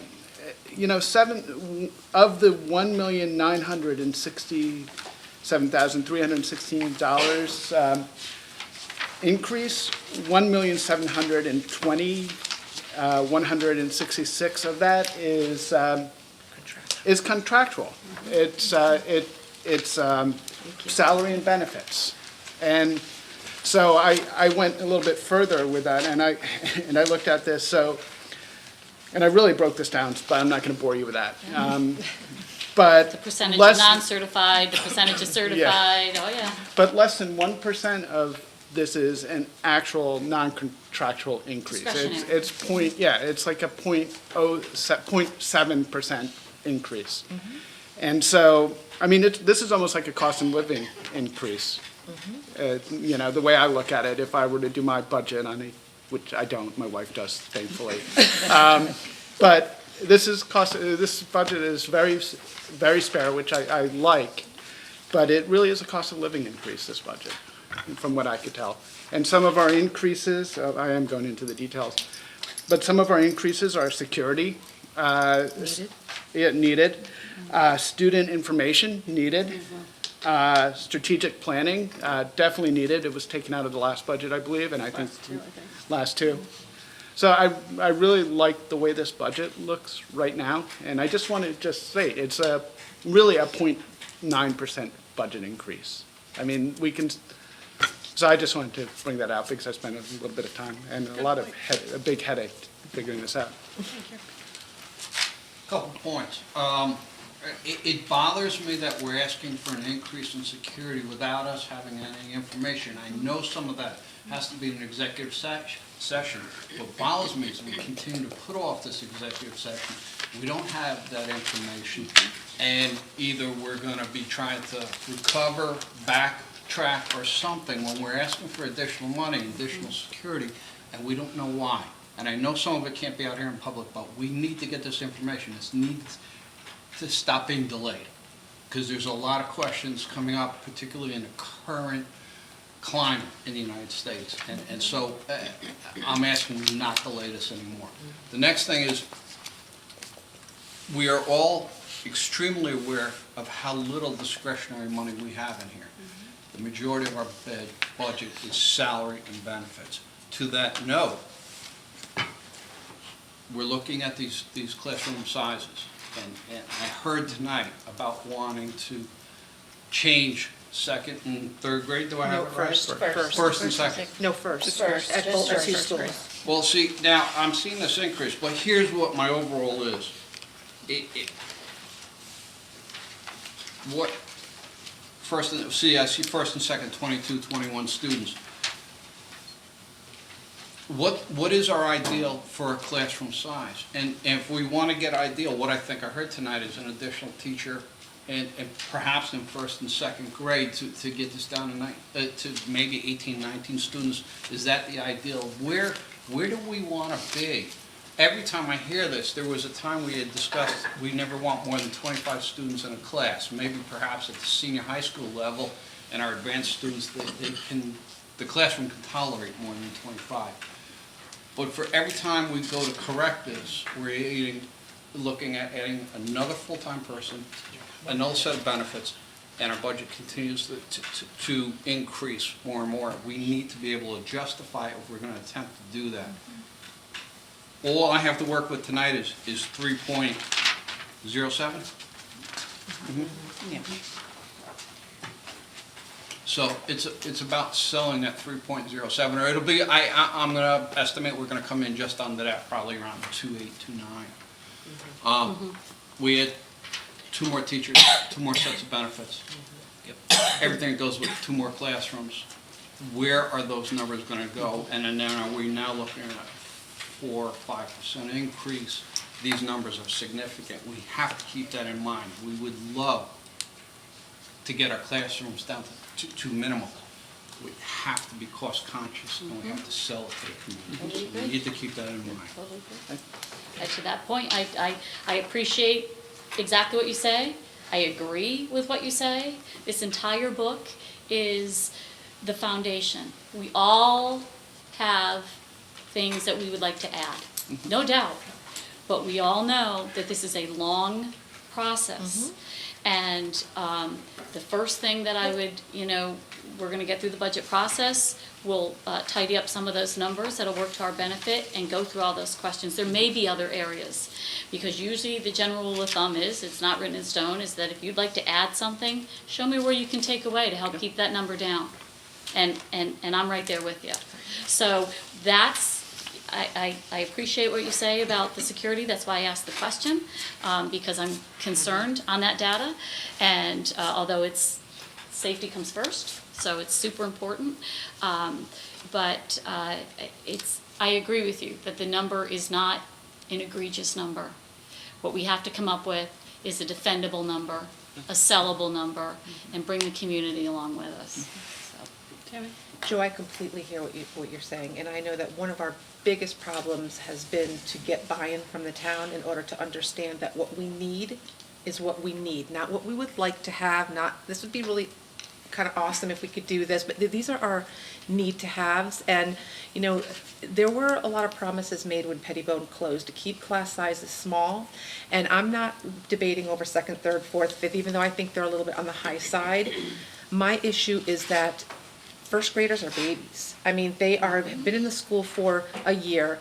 There are behaviors that are starting to rear their ugly heads, and the schools are trying to deal with it. They're unidentified. Most of these kids are unidentified with whatever issues that they may have, and if we do not keep those younger grades lower, and yes, we're gonna have to dig through this book and see if we can find $100,000, and it's an unpopular thing to do, and Angie, you said it last year, this time of the year is the most stressful on all of us, because we don't want to take away anything from this budget.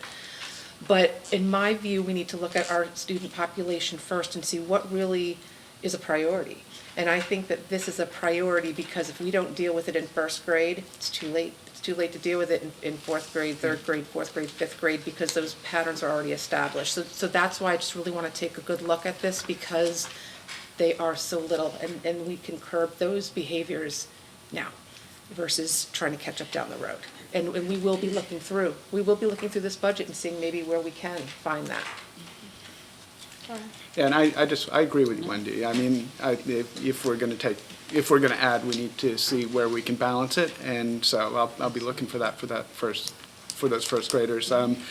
Because, I mean, there are longitudinal studies of class size and ideal class size and for first graders, and I'm going back from reading that I did a few years ago, but like ideal, it's probably somewhere around 19 or 18 for a first grade class. Kindergartner, it's around 15. So that's like ideal, like from some studies that I've read. So I think when we're talking 23 in some classes, you'll see 24. That's high. So I'd like to look at that area personally.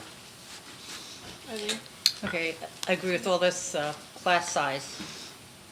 Tremendously, I agree with it. And I like Joe's point that on the security, 25,000 just seems not a lot to me. And it's a number that I'm not sure about, not comfortable with. I need more information about Exactly. it. How's this working out? And adding 25,000 is okay. Are we Prove looking to at me. resource officers? What are we looking at? Part of the problem, I'm sorry for the interruption, but part of the problem, I don't know if people are understanding me, you're asking for us for money. I will be the first one to sell security in this community. If we know what it is. But, You wanna yes, make sure that's we're, correct. this is in the air, and this comes down to the administrators informing the 9 of us. We may give you more, but somebody's better explain to us. And don't ask, it's hidden, and we don't know. Some of it, we understand, needs to be an executive session for the protection of the system. Everybody here understands that. Just, we need information. And it's been delayed for far too long. Anything else? And you can always come back to this tomorrow night, so if it's not like, if you don't ask your question tonight, you can't ask it the next night or the next week, so keep that in mind, so it's not off the table. I just have a quick question. Uh-huh. For the elementaries, your paraeducators, are they special education paraeducators, or do they help the kindergarten, first grade teachers, or do they not? The special ed paras are assigned per IEP, so they wouldn't be assigned to a classroom. Right. Do we have general ed paras at the K2s? So they don't, so Instructional, no, these we don't. kindergarten and first grade classrooms don't have paras support? Not for instructional Not support, general ed, only right. individualized student support. Right, One teacher. One teacher, that's a lot. right. Even for the kindergarten teachers, Long that's a time lot. ago. Yes. In a room with Right. 19 kindergartners? 5-year-old in her house. Okay, we will move on to public participation. Dr. Parker, can you see if anyone has signed up? Do I give it to you? Yeah, you can pass it. LMA, that's the biggest binder I've ever seen. Everything on. I want it. I want it. I totally want that. We are definitely, I think Brandon feels like an economy passenger there, like I'm gonna. Have enough room? Instructional paras, one at each of the elementary and Sarah Noble, but that's all. The rest of the paras are all special education. And how are they assigned? As Laura said, they're assigned based on. No, I mean the Instructional, that's the instructional. building principal looks to see where they need to put them. Okay, first up is Roseanne Petruso. Good evening. First of all, I'd like to thank everybody for their work on the budget. I know it's very time consuming and a lot of thought has gone into it. I wanted to speak first about class size. So I should give you a little background if you don't know much about me, but I'm a teacher in a neighboring district. I've taught in the classroom. I'm also a reading interventionist and a literacy coach as well. Last year, I did some research for the district that I work in to look at class sizes when we were looking at budgets. So I worked with Ed Advance and I contacted all of the districts that are in our region that Ed Advance oversees, which I think is about 32 to 36 schools. And from that survey, I established that in grade 1, 18 to 20 students in a class is about what neighboring towns have around us. So 18 to 20 seems to be the trend. So that's grade 1. So 23 is concerning. Grade 2, the trend was 18 to 22 students, so I think we're right on par with that. And kindergarten was 18 to 19 students, and I think the numbers were around 19, so I think we're there too. One of my concerns with class size is part of it is reaching every student in the class, and that's always a concern. How do we meet the needs, especially when you're always trying to get to the edges of our students and, meet the needs of the struggling learner, meet the needs of the child who needs to be enriched. When I was meeting with teachers when I was running for the Board of Education, one of the things that kept coming up was behavior and the concerns that teachers are having with the behaviors going on in their classroom and the interruptions that causes to instruction, not just for that student, but for all of the students who are in that class.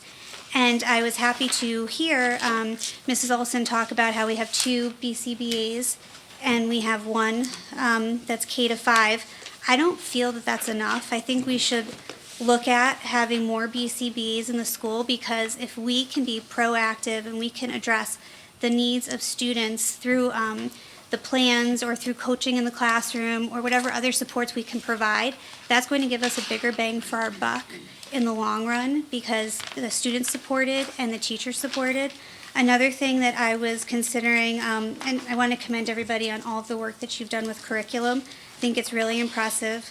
I'm also really excited as a reading person to hear about the money going towards classroom libraries. I think that's excellent. One of the questions that I did have, though, was about social and emotional learning.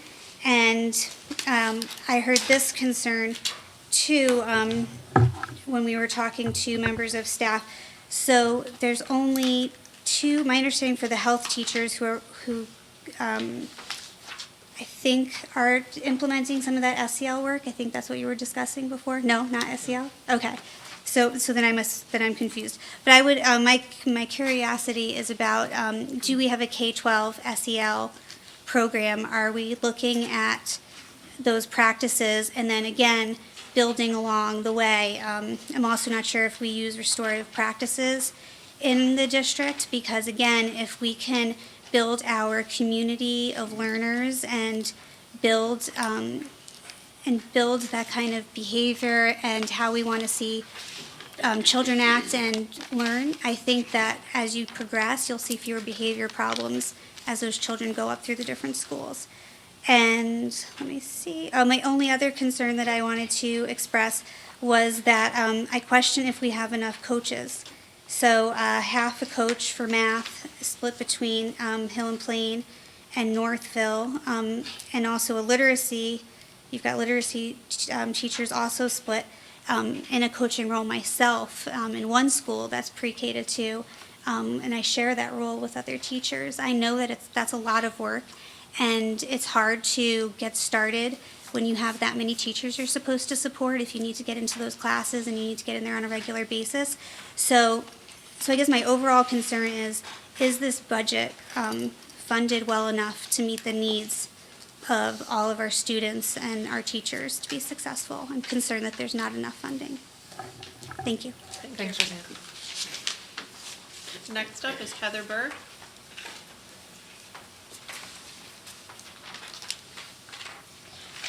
I am Heather Bird in 5th grade, and I have 3 very special things about school I want to talk to you about. I really like band and tag. I really like band and tag because in band I can learn musical instruments, and band helps me do better in music. Also, band is fun. In tag, we do sorts of things like solve fake mysteries along the way, learn stuff about alibis, and about disgusting fingerprints. It is also where me and my friends meet up to help each other with things. Specials. Specials are really fun. Art, gym, and music are very important to me and other students. Gym is fun because we gotta learn about different stuff like bowling. Art is where you learn how to draw in about 3 different types of colors: primary, secondary, and tertiary. Music is when you learn about the roots of certain types of music or how people used them compared to now. Supplies. Supplies like pencils, folders, notebooks, and erasers are very important to students like me, my class. My class uses a lot of supplies every day, including pencils, folders, notebooks, and erasers. The total sum of this is that lots of people care about lots of things, so please don't lower the budgets. Thank you for listening to me. Thank you, Heather. Megan Bird. So she wrote that entirely on her own, and even her top 3 concerns were her own, including the supplies concern. That did not come from me. So that should tell you when a 10-year-old is concerned about supplies in the classroom, maybe they're running a little short. But Heather did speak at the end to what matters most. Lots of people care about lots of things. There's a lot that goes into this budget. So, she asked basically, please don't reduce the budget. Every penny in this budget is important to somebody. As a matter of fact, it's important to many, many different people. There isn't a penny in this budget that doesn't matter to someone in this school district, whether it's a student, an educator, or a parent. Obviously, it matters to the students. It directly impacts them on a daily basis. If she's mentioning supplies, she feels the difference between what she had when she was in elementary in K-2 schools to what she's got now in 5th grade. That's the least of my concern. I mean, as a parent, I don't mind providing certain supplies as well. I just want to put that out there. But obviously, it's been felt and noticed by her. But also our staff. Our staff is going to feel that on a daily basis as well. And I don't think that we pay them the credit that they need. I mean, yes, they get paid to do what they do. Of course they do. But their battle pay is nowhere near enough. It was mentioned by Roseanne, the behaviors that we're seeing in classrooms, they're escalating all the time, and we're cutting back para support all the time. And it's really becoming a problem. But those teachers are our link for our families, as well as the administrators. The administrators, the social workers, those are the people that are having a direct impact on our students in terms of who they're becoming, who they're growing into. Are they becoming productive members of our society after school? And that's really the goal. Regardless of what direction they're going to take after they graduate, if they're going to go in the military, if they're going to be in a trade, if they're going to go out to college, medical school, who knows? But all of them need to be understanding that they all have an important role to play in their society, which is why our health classes and our programs that teach our kids social emotional literacy, for the better word for that, as well as self-advocacy. Obviously, Heather's grabbed onto that one because she asked me to come and speak tonight. Those are all important aspects of our curriculum and important things that we need to have and we need to keep. And I think for as long as my kids have been in school, they're both in 5th grade, every year it's cut this or cut that, or we can't afford this and we can't afford that. And at some point, we can't afford this or that turns into we should have afforded this or that, because now we have a society that can't cope with what they lost out in their education. And I think that's something we need to remember, that there is a maximum amount you can cut without really doing detrimental damage to the outcomes. And it only shows little by little by little until we're in a spot where we're in an emergency situation. And so that's really what I wanted to speak to. I did want to mention that some of the things that I saw that I liked and disliked. Obviously, the class size, the first grade class size jumped out to me too, so I was very pleased to hear you all bring that up, and the desire to possibly put in an extra section at each school, because that really is way too many kids, especially without support in the classrooms. Even with support in the classrooms, that's way too many in one classroom. And resource officers are missing from our K-5 schools this year. We've had them in the past. That is part of that security budget that parents are kind of wondering, hey, where's our officer? Why is he not here? And I'm kind of left wondering myself, where did the ball drop this year on that? Because I know that the town was with the police department was working on trying to get us some resource officers back. I believe they even put them through an education program from retired police officers to go through to be specially trained as resource officers. Why are they not in our schools yet? And so that is a huge question. And to hear you question whether or not you should approve a $25,000 line item when you don't know what it is, I get that. But I'm telling you right now, well, there's something that's missing that should have been in our schools this year, and the $25,000 doesn't even cover that portion of it. I don't think. I'm assuming they're making more than that. If it's a one-person split between 3 schools, which it might be, that's still more than $25,000 for a full-time person. So I'm thinking that we're way underestimating what we need in that line item, just from a standpoint of what I assume should be in there. And that doesn't even cover all the security issues that we as public are not privy to what happens in the schools. And then the only other thing I think I'd like to mention is that I think overall the budget was really well thought out, well put together, and I did the same thing that Brian did as a parent, so don't think that we don't do that. We do. We look at the budget, and I looked at it and I said, oh, yeah, okay, there's a huge increase, but you take away those salaries and the benefits, it's not a huge increase. It really is not. It's less than 1%, and we have had basically nothing. As a matter of fact, we've had taking away from that number for the last several years because we haven't even had increases enough to cover our contractual increases. So it's time that we start putting the money back into our schools. And I hope that you all will send the full budget over to the town. And thank you to those members of town council who did show up tonight. I hope that you're hearing the desperate need that we have to keep our schools properly funded. Thanks. Thanks, Megan. Thank you. Would anyone else like to speak that did not sign up? Okay, tomorrow there will be 2 public participation, one at the beginning and one at the end of the meeting. So we will now recess the meeting until tomorrow night at 7 p.m. Thank you. Okay. Did we take a vote on that? No, it's a recess.